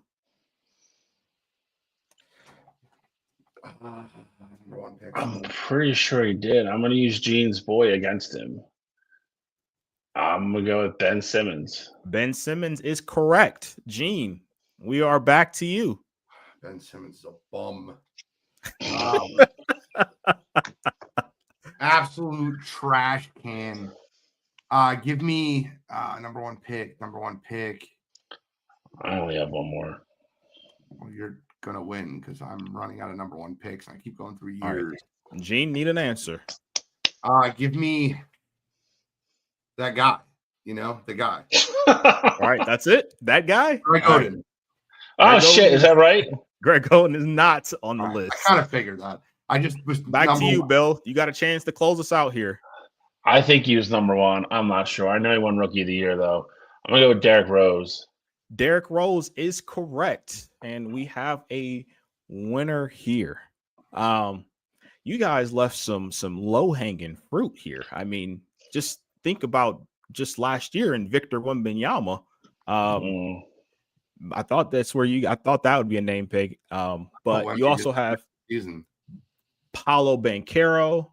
You also have Karl Anthony Towns, Andrew Wiggins, Kyrie Irving, Blake Griffin, Elton Brand, Chris Webber, Larry Johnson, Derek Coleman, and David Robinson. Derek Coleman. Wemby, I didn't think played the whole year. All right, well, let's move on to NFL. Well, NFL action. Where are we going? I will start with this. Sorry, I was, locked in the trivia. Some small recaps from last week. Jets finally get a win. They beat the Bengals 39-38. Don't care that much. But I guess this was the worst week of football that we've seen. There was no witching hour. There was one possession game. The Jets and the Bengals were the only one possession game of the entire week. That's embarrassing. Couple upsets, but the question I kind of want to lead off with is this. Do we think that Drake May is now like in that category of top 10 quarterbacks? Like, he's been incredible this year. And I have to clearly admit that I underestimated him. I said, I don't know what Patriot fans see in him. And now I see it because he's been incredible this year. Like, when I look at the MVP candidates, he's top 5. There's no doubt in my mind. So, yes, he's definitely played like a top 10 quarterback all season. However, I also think that you look at it from, I know he played the Bills. You go to Buffalo, you beat Buffalo. It's a division game like that. That's huge. But like, if you actually look at their schedule and look who's upcoming on their schedule, like Drake May is probably going to stay in this discussion. They are fortunate to have the schedule that they do. And that's not going to take away anything from him from a talent perspective, but I know how you ask questions about Bo Nix coming into this year and, name the quarterbacks that he's beaten and things of that nature there. And again, I'm not saying it's apples to apples fully with Drake May, but I would say I do want to see it consistently against better competition. Like, the Browns do have a good defense and he played well. Like, I'll give him credit for that, but like, Browns aren't a good football team as a whole. And moving forward here, they're playing a lot of really bad football teams. So I think Drake May has played incredible, but for me, I have reservations on putting that top 10 label on him until I can at least see him do it consistently against, not even just great defenses, but playoff caliber teams in general. I'll get to this question in a minute, Brett. I seen it earlier, but we weren't talking NFL, but we'll get to it. Stay tuned. So then let me give you a start bench cut that I think that will be a setup for you, if you don't mind. Okay. So I'm going to ask you a start bench cut with Drake May in it. Okay. Drake May, Caleb Williams, Bo Nix. Because Caleb Williams looked like an absolute train wreck this week. And by the way, as I predicted before the season started, Ben Johnson is all but giving up hope on Caleb Williams with Tyson Bagent taking a lot of first-team reps. I knew this was going to happen. I told you that as soon as they struggled, I didn't pick him. That's not my guy, my system, blah, blah, blah. So start, bench, cut, franchise quarterback edition. Who would you want to be your franchise quarterback? Bo Nix, Drake May, Caleb Williams. I mean, I as of today, who would I want? Going forward, you're starting franchise. You get to pick a litter of those three guys. Start, bench, cut. Right now, it's hard not to say start Drake May. I'm not out on Caleb though. I'm still not out on him. You gotta cut him. You can't even bench him. You have to cut him. You have to. I mean, I would cut Bo. I'd start Drake. I'd bench Caleb, and I'd cut Bo. I'm not saying that's the right answer. Eyes. You're doing what Ian Shalley did with Carson I'm not Wentz. saying you're ignoring your eyes. Stop ignoring your eyes. I'm doing what we did. It doesn't end well. And granted, we were wrong. Like Justin Fields is not the guy. No, but I'm not out on Caleb, man. I can't be out on him. I don't need you to be out on him, but you can. It doesn't take much to show you that the other two guys are playing as better franchise quarterbacks. Oh, yeah, they've been playing better. I mean, I have no doubt, no reservations in saying that. But for me being franchise guy, starting Drake May, he's benching Bo Nix, and he's cutting Caleb Williams. Am I wrong? No. I can tell you. I set it up for you for a reason. I put it on most logical answer. But just like the same reason you came on here and you Daniels going forward. I would say this, Gene. For me, wait, what'd you change? Do you want Drake May or Jaden Daniels going forward? Jaden Daniels. You say that with such confidence. When you watch this kid play, he's dicing everybody up. He's good. I saw Jaden Daniels take a Commanders team to the NFC Championship game and lead them to be 12-5. I'll take Jaden. Jaden hasn't looked great this year. He's been banged up. Receivers been banged up. So Drake's having a much better year this year than Jaden, but I saw Jaden has, to me, I think Jaden has superstar written all over him. Drake May has really good. I don't know if he has superstar written on him. To me, I think the conversation was, is Drake May a top 10 quarterback coming into this year? The question wasn't, is Jaden Daniels a top 10 quarterback? The question really was, how high do you have Jaden Daniels in your top 10 list? I think those are two different things. Okay, my question for you to be, and I've hung on with the Caleb thing longer than a lot of other people have, but to Gene's point now, and just basing it off what you just said, what have you seen from him that makes you believe that he's still going to be some generational guy? Because he's still making the same mistakes now that he did 20 games ago. For sure. And he's in a way more friendly quarterback system now with debatably one of the best offensive minds in the game. So for me, I would ultimately say it's I think the part that I'm so hung up on is the potential. And I get it. You can't play potential. But I saw the Cowboys game. I'm like, yes, he missed a couple throws in that game. But I'm like, this is the Caleb Williams who I was expecting to see all year. And I get it. Cowboys Wilson looked like a superstar versus the Cowboys. Their defense borderline is SEC. It's not even NFL. Everybody looks good versus the Cowboys. Did you just see what Bo Nix did versus the Cowboys? He got 44 points. I did, but I'm just saying, I saw it. You can't look at what Caleb Williams does against Texas A&M. I'm sorry. I mean, the Cowboys, and tell me that's your measure. But Gene, you have to also realize as well, and I was going to bring this up. A few weeks ago, or at the beginning of the year, I'd asked you, moving forward, are you starting you had to start your franchise. Are you starting in with Justin Herbert? Or are you starting in with Trevor Lawrence? And I was wrong. Justin Herbert has been the better player, but it's you had what you believed in Trevor. I'm saying for me, Caleb's my Trevor. Okay. You got your first overall pick. I got my first overall pick. Okay. Until shit really starts to hit the fan with Caleb, I'm still rolling with him. I still think he has it in him. It might be this week.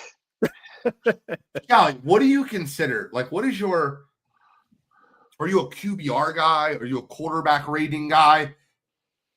What's your stat? You're a PFF guy. What is your stat that you look at the great quarterbacks? What is your like go-to? You're like, oh, he's got the best QBR, or he's got the best,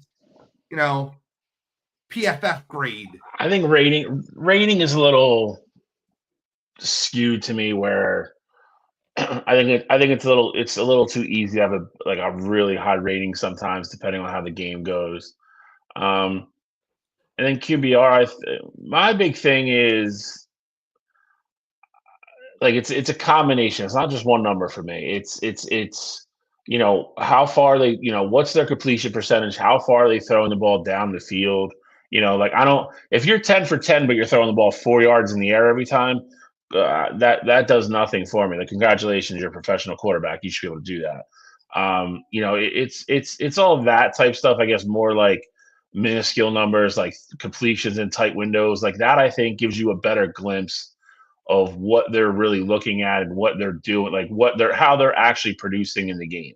Like if you throw the ball, 40 yards downfield, but the cornerback like fell down, like, okay, like, you now you have a 70-yard touchdown pass. That's not really telling you the explanation of like what really happened on that play. If you're 3 for 3 with, tight window throws over the middle for, 3 first down conversions, that to me would be like, all right, that guy's having a good start to a game. So I don't love, I guess, QBR. I think QBR is better than rating if I had to pick between the two of them. Okay. I think rating's just a little bit skewed to kind of things that aren't necessarily in their control sometimes.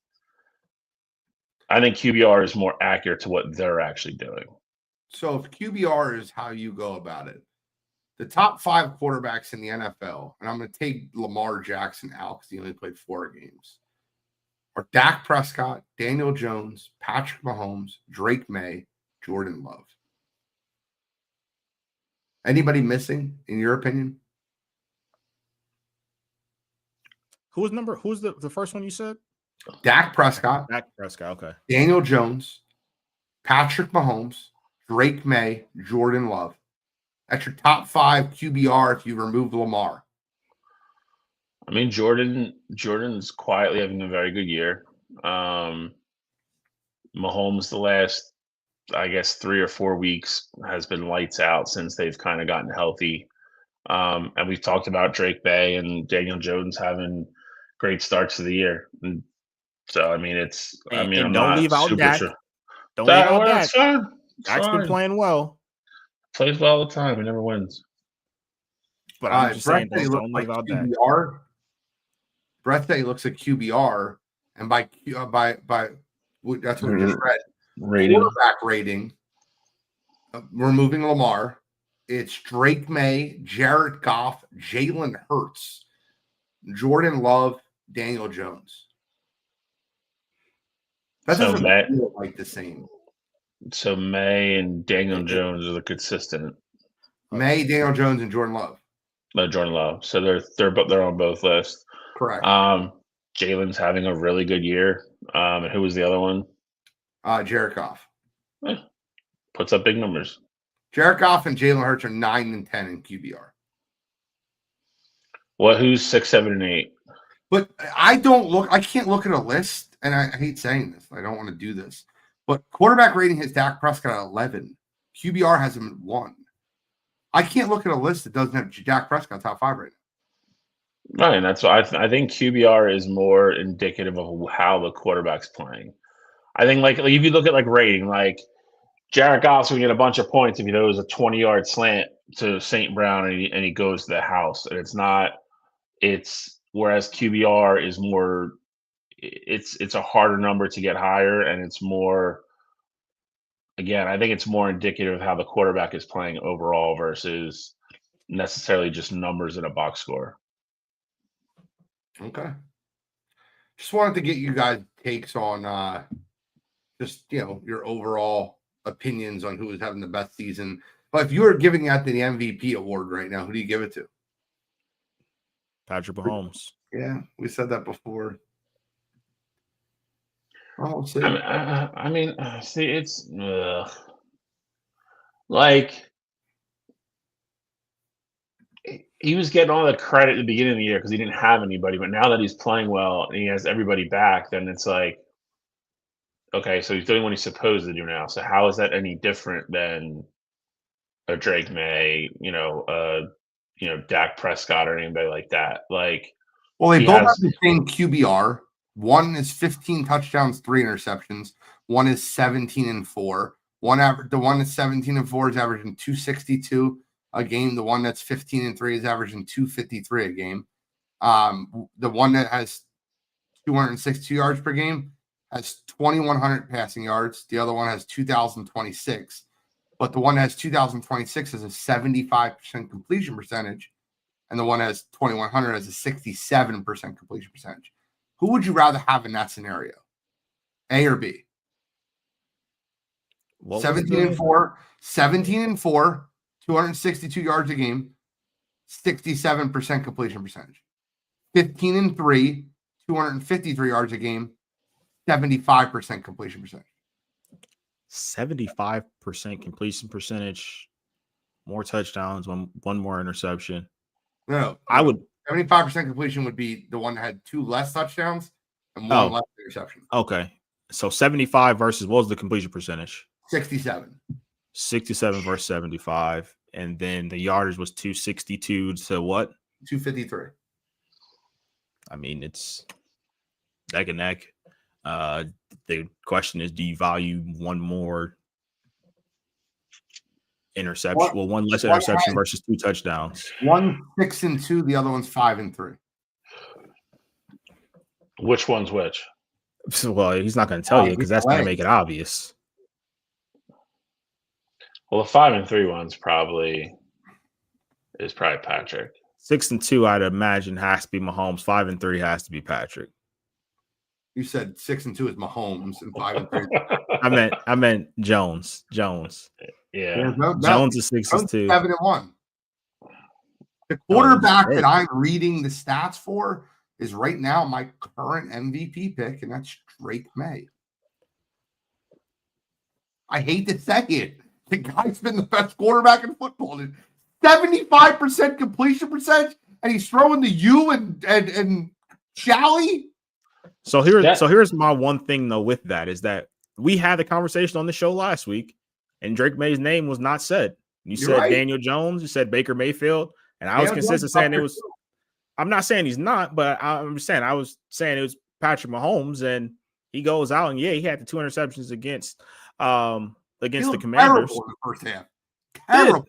In second half, showed up, got everybody the ball.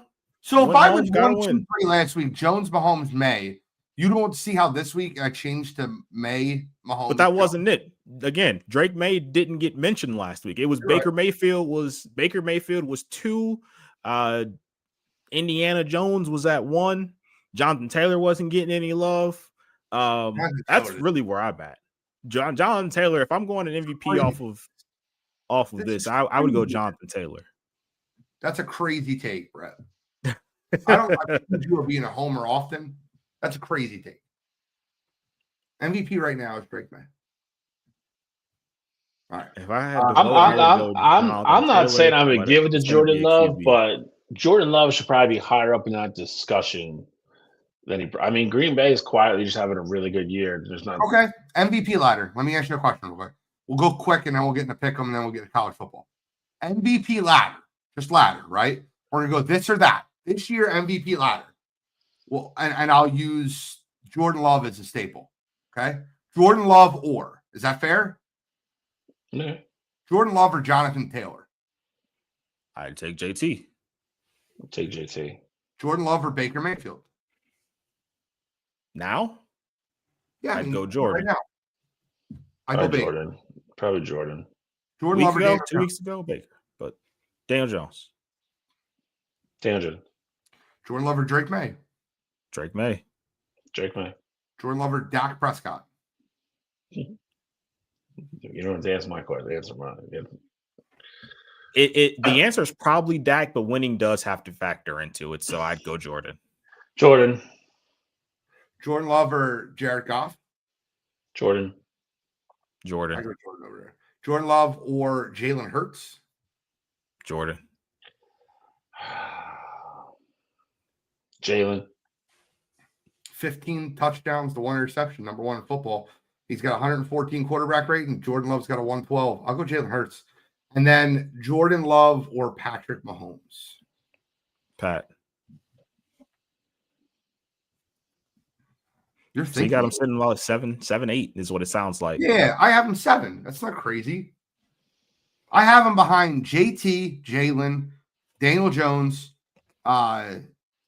Baker Mayfield, Patrick Mahomes, and Drake May. 7. That's where I have him. That's not crazy. I think he can still win the MVP. That's where I have him. Guys, we got to get in a pick 'em. We're at 8:41. By the way, just want to give this shout out. Blake Snell started the game. Batters 1 and 2 both went yard for Toronto. 2-0 Toronto. That's funny. Who let off? They let off with Schneider and then Guerrero. Yeah, I knew Vlad was number 2, but Vlad is just on another. Vlad is on a level where you have to walk him like you're walking Ohtani.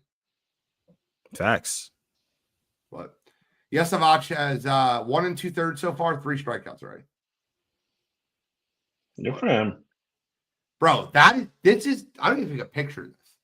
I don't think I will ever be in this clip picking NFL games again. This is like literally impossible. Your litmus test last week of picking the Jets to get their first win. I mean, they won outright. That just shows you where you're at right now. The way that all went down was insanity. That was definitely the heat test for sure, though. Heat check. I got a couple more this week. Couple more heat checks. I have 3. Good.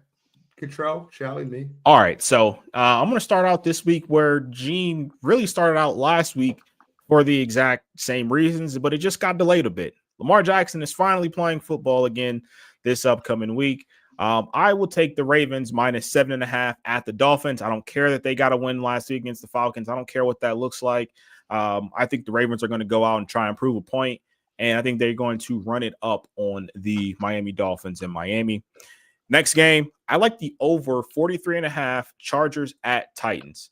I think the Chargers offense will be able to put up points against that Titans team there, but I also think the Titans will also be able to put up points on the Chargers. The Chargers defense has been struggling a bit now that they really don't have a consistent run game. So I do think that'll be a higher scoring game. And then last game, I like the under 48.5 49ers at Giants. I think with Cam Scatterboo officially being done for the year and just getting away Jackson Dart's best weapon, I do think that Giants offense will take a bit of a tumble there. But I also think on the flip side of it, that 49ers offense hasn't been too consistent there. I think 48.5 is a pretty big number. I like the under in that game. That's still going to be Mac Jones, or is Brock Purdy finally coming back? Brock is limited participant in practice, but Shanahan's been pretty inconsistent with him coming back. I don't think he's going to play. He was limited last week. I think the week before that too. He's not going to play. That Mac Jones is going to start. All right, I'm going to start off with the aforementioned guy we just talked a whole hell of a lot about. Atlanta at New England minus 5.5. I'm going with the Patriots. I think they play well at home. Defense is playing great. Drake May's been playing great. I'll take the Pats minus 5.5. Arizona at Dallas. Dallas minus 2.5. I know their defense stinks, but their offense has looked better. CD back being healthy has helped. I have no faith in Arizona, especially traveling to Dallas. I'll take Dallas minus 2.5. Last but not least, another name we just talked about, Chicago at Cincinnati. Cincinnati plus 3 at home. I'll take them coming off a crazy loss. I don't think Chicago. I think there's all kinds of stuff going on in Chicago.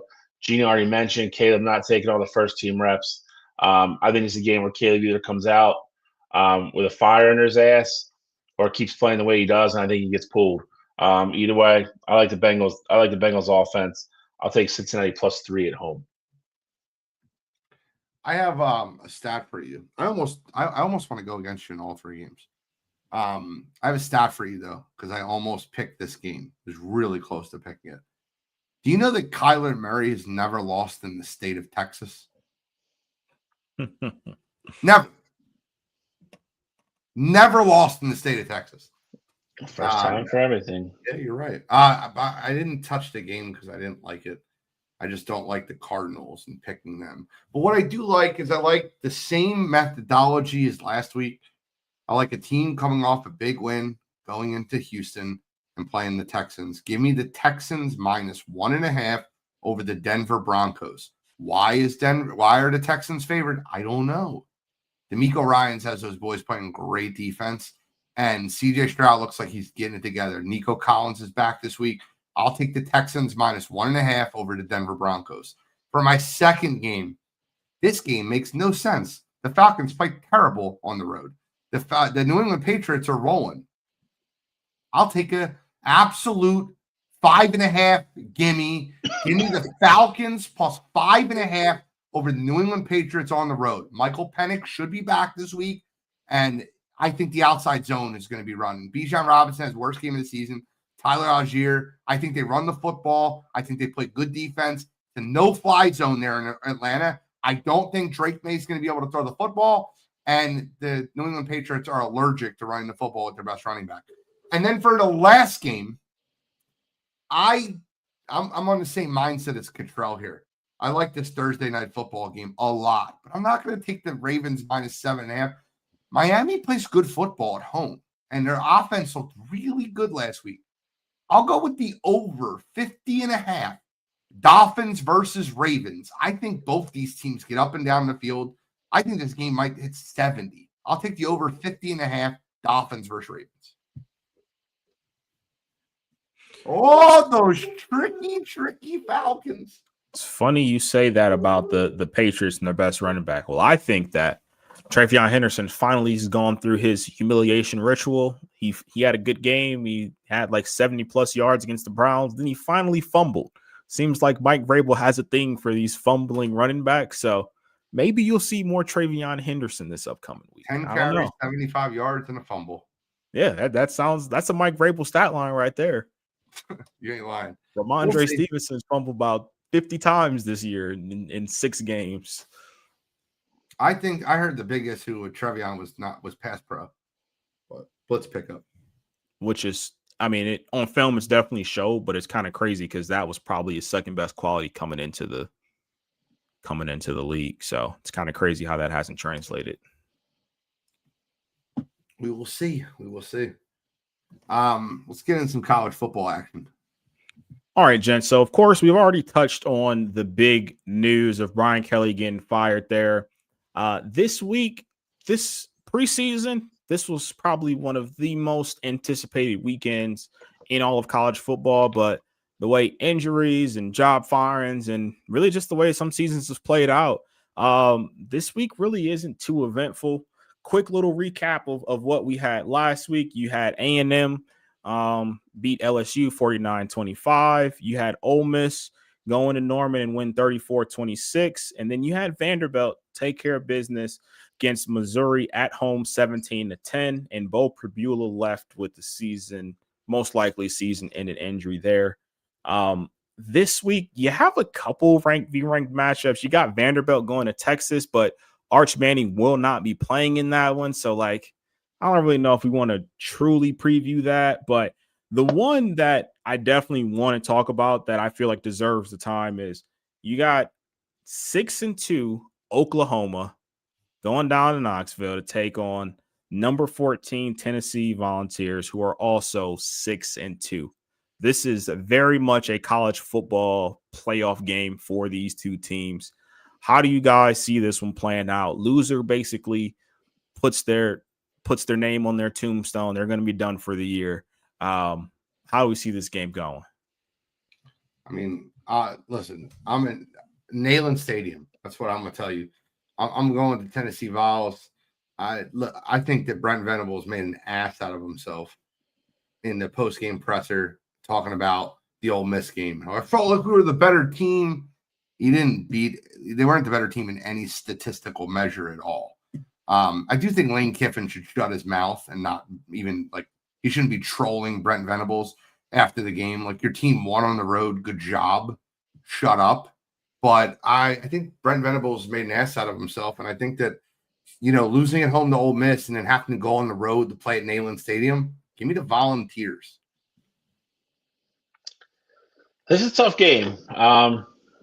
Oklahoma has clearly not been the same since, Mateer went down with that injury. Even coming back, the offense has been a little stagnant, and the defense hasn't been as tough as it was beginning of the year. Tennessee's also kind of fallen off a little bit. Joey Aguilar's played well. The defense has not been up to snuff, and they're giving up a lot of yardage, a lot of chunk plays. That's, it's a recipe for disaster, come SEC play time. That being said, I'll go with Tennessee on this one. At home, Neyland Stadium, I think matters, like Gene said. 100,000 plus rocking. I think Josh Heupel gets a big win on Saturday. I'm with you guys all the way. I'm rocking with Tennessee as well this week. I think this is where the proverbial rubber meets the road for Oklahoma. Mateer had the Heisman campaign.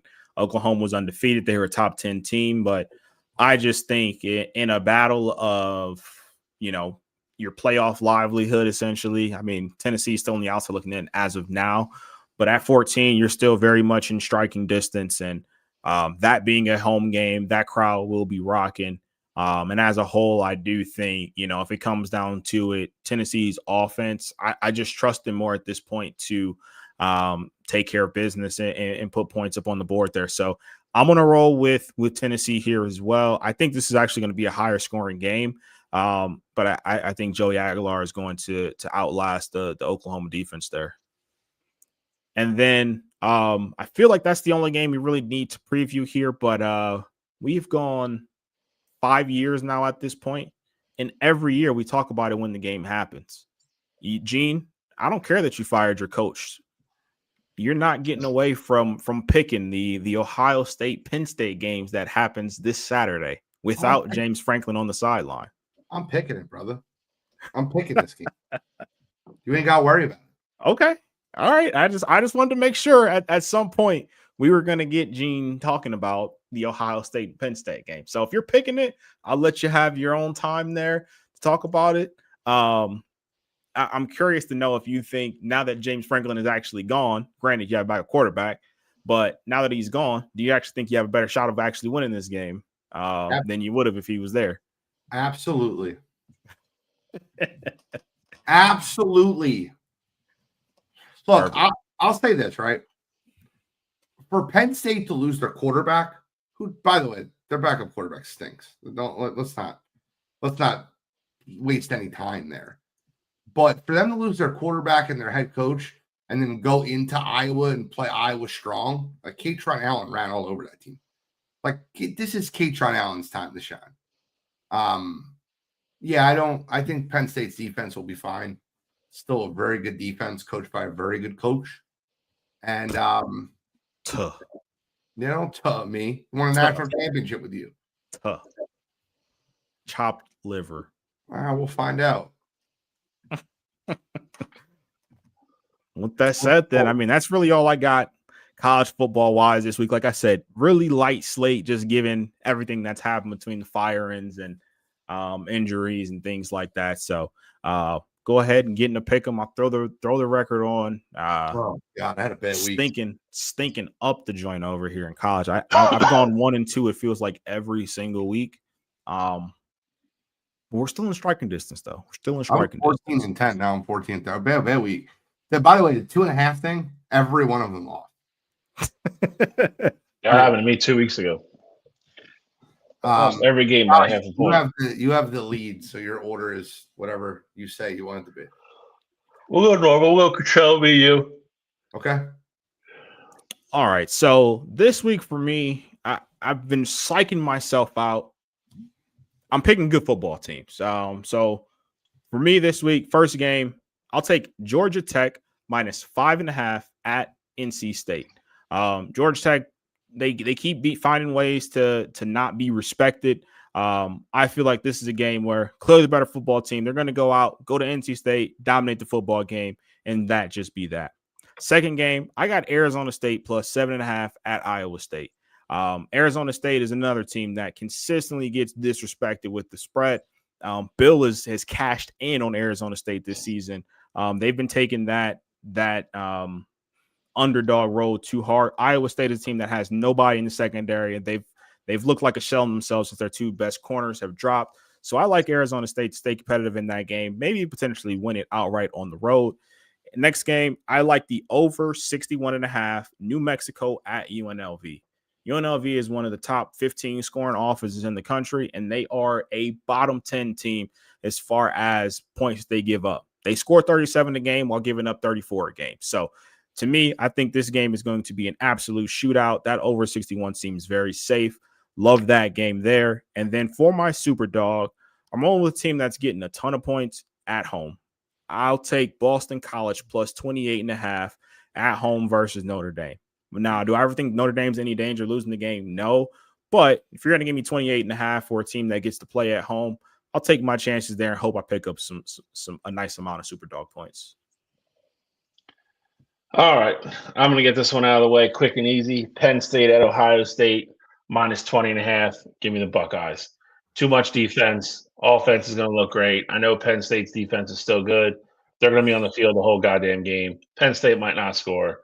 I hate to do it, but Buckeyes minus 20.5. Also minus 20.5, Michigan home against Purdue, taking that too.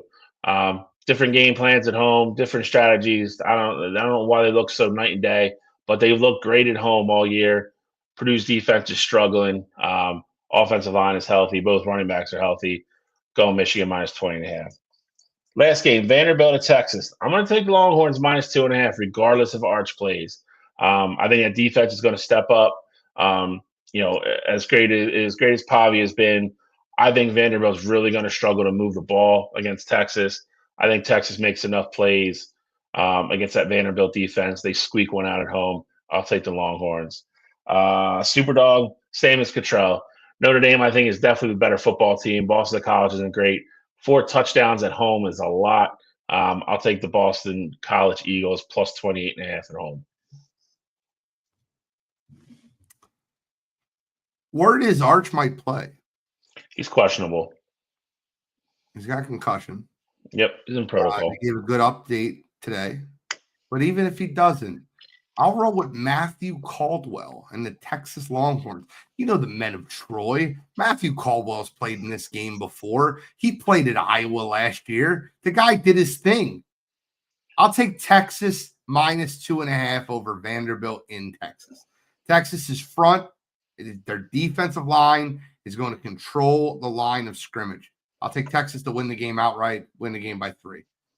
Next, I made a pick to win a national champion, and they went out and stunk up the joint last week. I'll take the U minus 12.5 over SMU. Give me the Miami Hurricanes.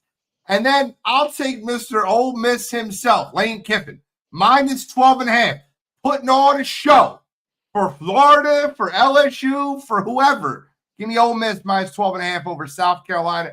And for my super dog, Kittrell knows where I'm going. I want to clip what Shally said. Penn State might not score a point. I remember a certain host in Colin Coward that said the Eagles might not even get in the red zone when they play against the Kansas City Chiefs in the Super Bowl. And they laid up a 40 burger. Give me the K trade. Choo-choo. Jim Knowles, Penn State. They're not only going to cover the 20.5, they're going to go into Ohio State and probably lose by 6. I was going to say outright, but I'm lying to myself. Penn State keeps it close, loses late. Give me the Nittany Lions plus 20.5 in a low-scoring game in which I don't know if Ohio State scores 20.5. Penn State plus 20.5. That game's got 31-6 written all over it. They are going to try, and Ryan Day came out in his press conference and basically was trying to take the high road, and then ultimately said, knowing that Jim Knowles is over there, you try to put that aside, but of course, naturally, guys are going to take this game personal. So I think he's leaning into it. You got a different Ryan Day here. I think they are going to try and run it up. And even if they are up, I do think they are still going to throw the ball and try and exploit that. Like, I do think they want to try and embarrass them. That defense is good. You're not exploiting shit. You say it's good. The defense is good. The offense was trash. You let Nico score 42. I mean, hey, you guys have played one good defense this year, and you scored 14 points versus them. Don't get on your high horse when you're beating up Northwestern and Wisconsin and Minnesota. It was week 1, and first off, Minnesota is much better than what UCLA is. Second off, Penn State stinks. You're not going to get me to defend Penn State. You keep saying that the defense is good. You let UCLA score 42, and you said the defense is good. I just want to know how 2 + 2 can equal 4. Of Ohio State scoring less than 21 than Penn State getting shut out. I'll make that statement right now. I disagree wholeheartedly. There's a better chance of Penn State's defense holding Ohio State under 21 and Penn State getting shut out. The K train will be running. Choo choo. Okay. Well, Kiki Hernandez home run 2-1. Just give you guys updates at home. I don't know what I'm telling you. Well, that's gonna be a fun game to pay attention to on Saturday, though. What time is that game? 12 o'clock. Yeah, 12 o'clock on the dot. Terrible. I mean, you're playing a 3-4 garbage team. It should be at 12 o'clock. I mean, regardless, that game was going to be 12 o'clock. Whether you guys were good, Big Noon was definitely going to steal it. But I'm just saying, like, I would have at least preferred a 3:30 time slot. Like, just give me something different. I don't think there's anything else worth. I mean, we're playing freaking Purdue, so they're not going to take that. I don't know what their other options even were. Oregon's on a bye, I believe. Yeah. Get into you got to be kidding me, gentlemen. It's the wrong thing. All right. So, I mean, this week was rather light for me. Didn't really have one. I saw some news that came across to me, so I guess I'll use it. I don't really feel a way about it. Just dumb, I guess, in my opinion. Mavericks guard Brandon Williams was arrested and charged with possession of marijuana in the C terminal of the DFW airport on Saturday. Now, I don't know if he just thought he would get away with this. I don't know if he realizes that he could find so many different ways to take care of this. Put it in your check bag if you want to. Like, getting caught like while going through security at an airport as an NBA player, like, there's so many other resources that you have, and this is during the season too. Again, not one that I'm super passionate about. Like, I could care less about the actual, like, what he was arrested for or in this situation here. But ultimately, this is just a guy that made a dumb decision here. So Brandon Williams, unfortunately for you, you caught a light news week. So this week for me, you are my. Come on, you gotta be kidding me. Why's it echoing like that? I don't know. What you got? I got nothing. All righty. I have a one that I waited almost a whole week for. Last Thursday night, Kevin O'Connell, what are you doing? Look, I understand that you're very light at the quarterback position. It was 37-10. Your quarterback, who, by the way, is now on a season-ending IR, who had a fractured socket, a shoulder dislocation, and a torn labrum. The entire world could see that Carson Wentz's left arm was falling off, except Kevin O'Connell. You have a responsibility as a head coach and a team trainer to not put these guys in any more injury risk than they need to. If it was 26-23 and he's out there gutting it out trying to get you guys a win, fine. It was 37-10. Take him out of the game. Show some mercy. What are we doing? The guy is literally just every play just like, my arm, his shoulder was dislocated. It was out of his socket. And by the way, he suffered that injury versus the Browns 2 weeks earlier. Like, come on, man. That is the definition of you got to be kidding me. So this week, Kevin O'Connell. Come on, you got to be kidding me. Funny thing about that is that JJ McCarthy has served as their emergency quarterback past couple of weeks here. So for him to be the emergency quarterback, that means technically he's been medically cleared to play football. So he's scared to play. I told you that kid was a bust before he came in the NBA. NFL. You guys want to argue with me? He's a bust. The guy stinks. Calling him a bust. Football. They're trying to avoid him playing football. You called Drake May a bust too, and now he's an MVP candidate. So I mean, yeah, we did. I did not. I said I didn't see what the hype was behind Drake May. No, I'll find the show because we both said it. I think it was week 1 or week 2 this year. So I was with you. I don't remember calling him a bust. I remember saying I don't know what everybody else sees in him because I don't see it. Is what I said. What I remember saying. By the way, we haven't talked about the NBA at all. I just want to take a second. I want to ask Shally a question. Shally, have you changed your opinion on who the 76ers should have selected at number 3 overall? Because VJ Edgecombe has absolutely played his ass off. And Ace Bailey has been a ghost on Utah's bench. So I'll be man enough to say I thought Ace Bailey showed more potential than VJ Edgecombe. But I said VJ had the higher floor. VJ Edgecombe has been incredible.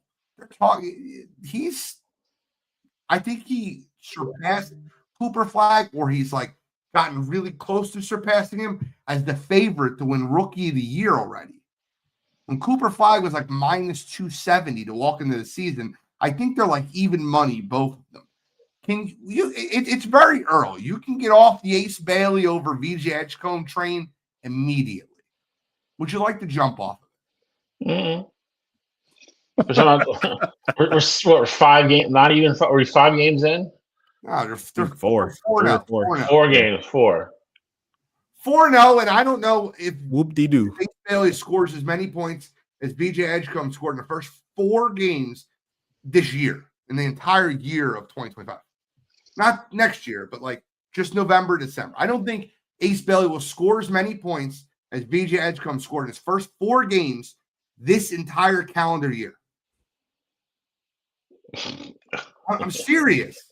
That's not a crazy take. I mean, again, I think to your point, I think you're kind of seeing what it is. I think you're seeing Edgecombe's going to be a little bit more consistent. Probably doesn't have the high-end long-term potential that maybe Ace does, and he's in a way better situation right now. We'll see where everything is 40 games from now and 3 years from now. Like I mean, making predictions 4 games into a season is kind of crazy. Well, one guy's got 8 points through 3 games, and the other guy's got 140. Okay, not 140. Being a little sarcastic, but I mean, Ace is averaging like what 12 minutes a game. Like it's not. He hasn't played much, and VJ's out there. I don't know exactly what his numbers are, but I mean, that Philadelphia team has been letting him play. To his credit, he's been stepping up to the moment for it. But VJ's gotten a ton of minutes, and yeah, he's made the most out of them. So give him his credit. But are you okay with saying that? You're fine with saying that, right? Yeah, I mean, I'm not fine with anything he didn't say or what he just said. I think it's all accurate. Again, I mean, like when Paul George comes back, if he ever comes back, that's going to eat into his minutes. I mean, he's going to become more of a rotational piece. And then, again, he's just on a better basketball team. Like, I mean, Utah stinks. So wouldn't Utah be playing him more if they were better? If he was not, like, wouldn't they be playing? I don't run Utah's team. I don't know. I don't follow Utah either. So I'm not gonna lie to you, I can't give any logic to Utah because they stink. But I'd imagine they would, though. Lauri Markkanen dropped 51 the other night. Walker Kessler's balling out of his mind over there. Keontae George is getting playing time. I don't know why. Had a good year last year. Walter Clayton Jr. is almost doubling Ace Bailey's minutes, and he was picked 27 picks after him. Yeah, they're different positions. I mean, I guess. Well, what's Walter Clayton? I'm assuming he's playing point guard. Yeah, but Ace Bailey's a guard too. Okay, but 6'9". but yeah. So what? He's listed as a guard. He was drafted as a guard. I'm just saying he's 6'9", like because he's taller. He should play less minutes. I don't understand. No, we're just saying he's not.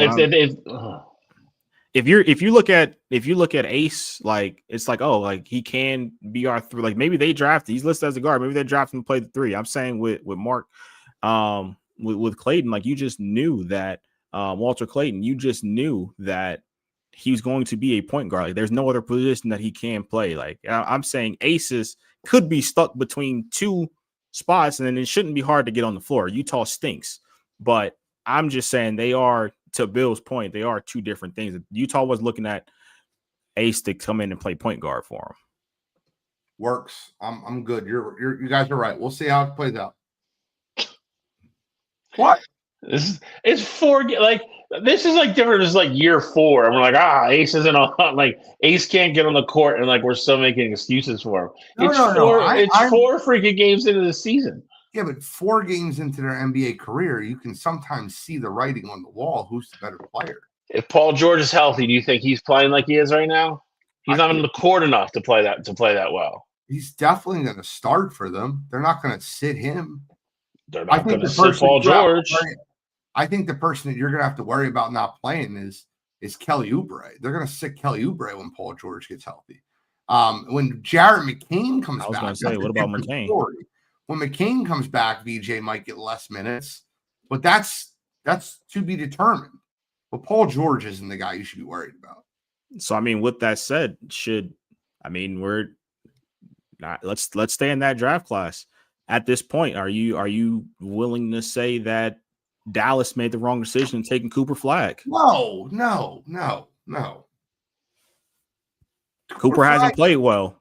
I think Cooper. Well, he had 1 very good game.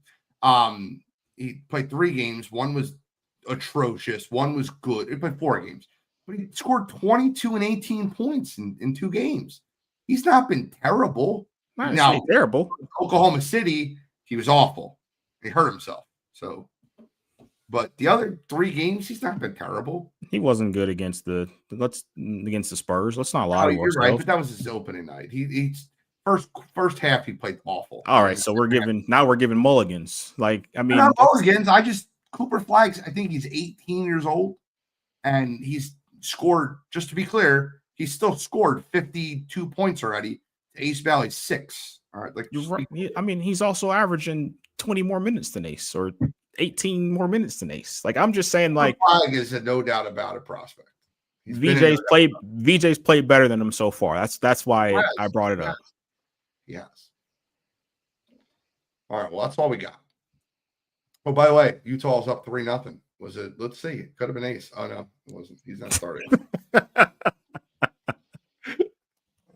They're playing Portland tonight. You definitely should play. Portland's trying to throw the game. Well, maybe not anymore. Their FBI's on to them. All right. Well, any final thoughts, gentlemen? Any final comments, statements? I got nothing. Nada. Shy, I'm going to be honest. I'm very disappointed in Cottrell and all you. I promised. Don't be disappointed in me. I promised to baby about the show, and they've not delivered. So we need to get this taken. We need to get this show on the road quick. Well, she's due what, the 4th? 5th. So next week we should have a Wire2Wire baby next week. Let's go, Audia. Stop messing around. That's who you got to talk to. And listen, you got to be supportive. I am. I'm saying you got to take up your complaints with management. I'm not management. I'm boots on the ground. I'm not management. All right. Well, that's all we got today. Thank you guys for tuning in to Wire2Wire Sports Podcast. I'm the NFL genius, Gene Walzak. That's Kent State's own, Cleveland's own College Control, Uncle Shy, Scholastic Shy, Mr. William Shawcross, and we are signing out.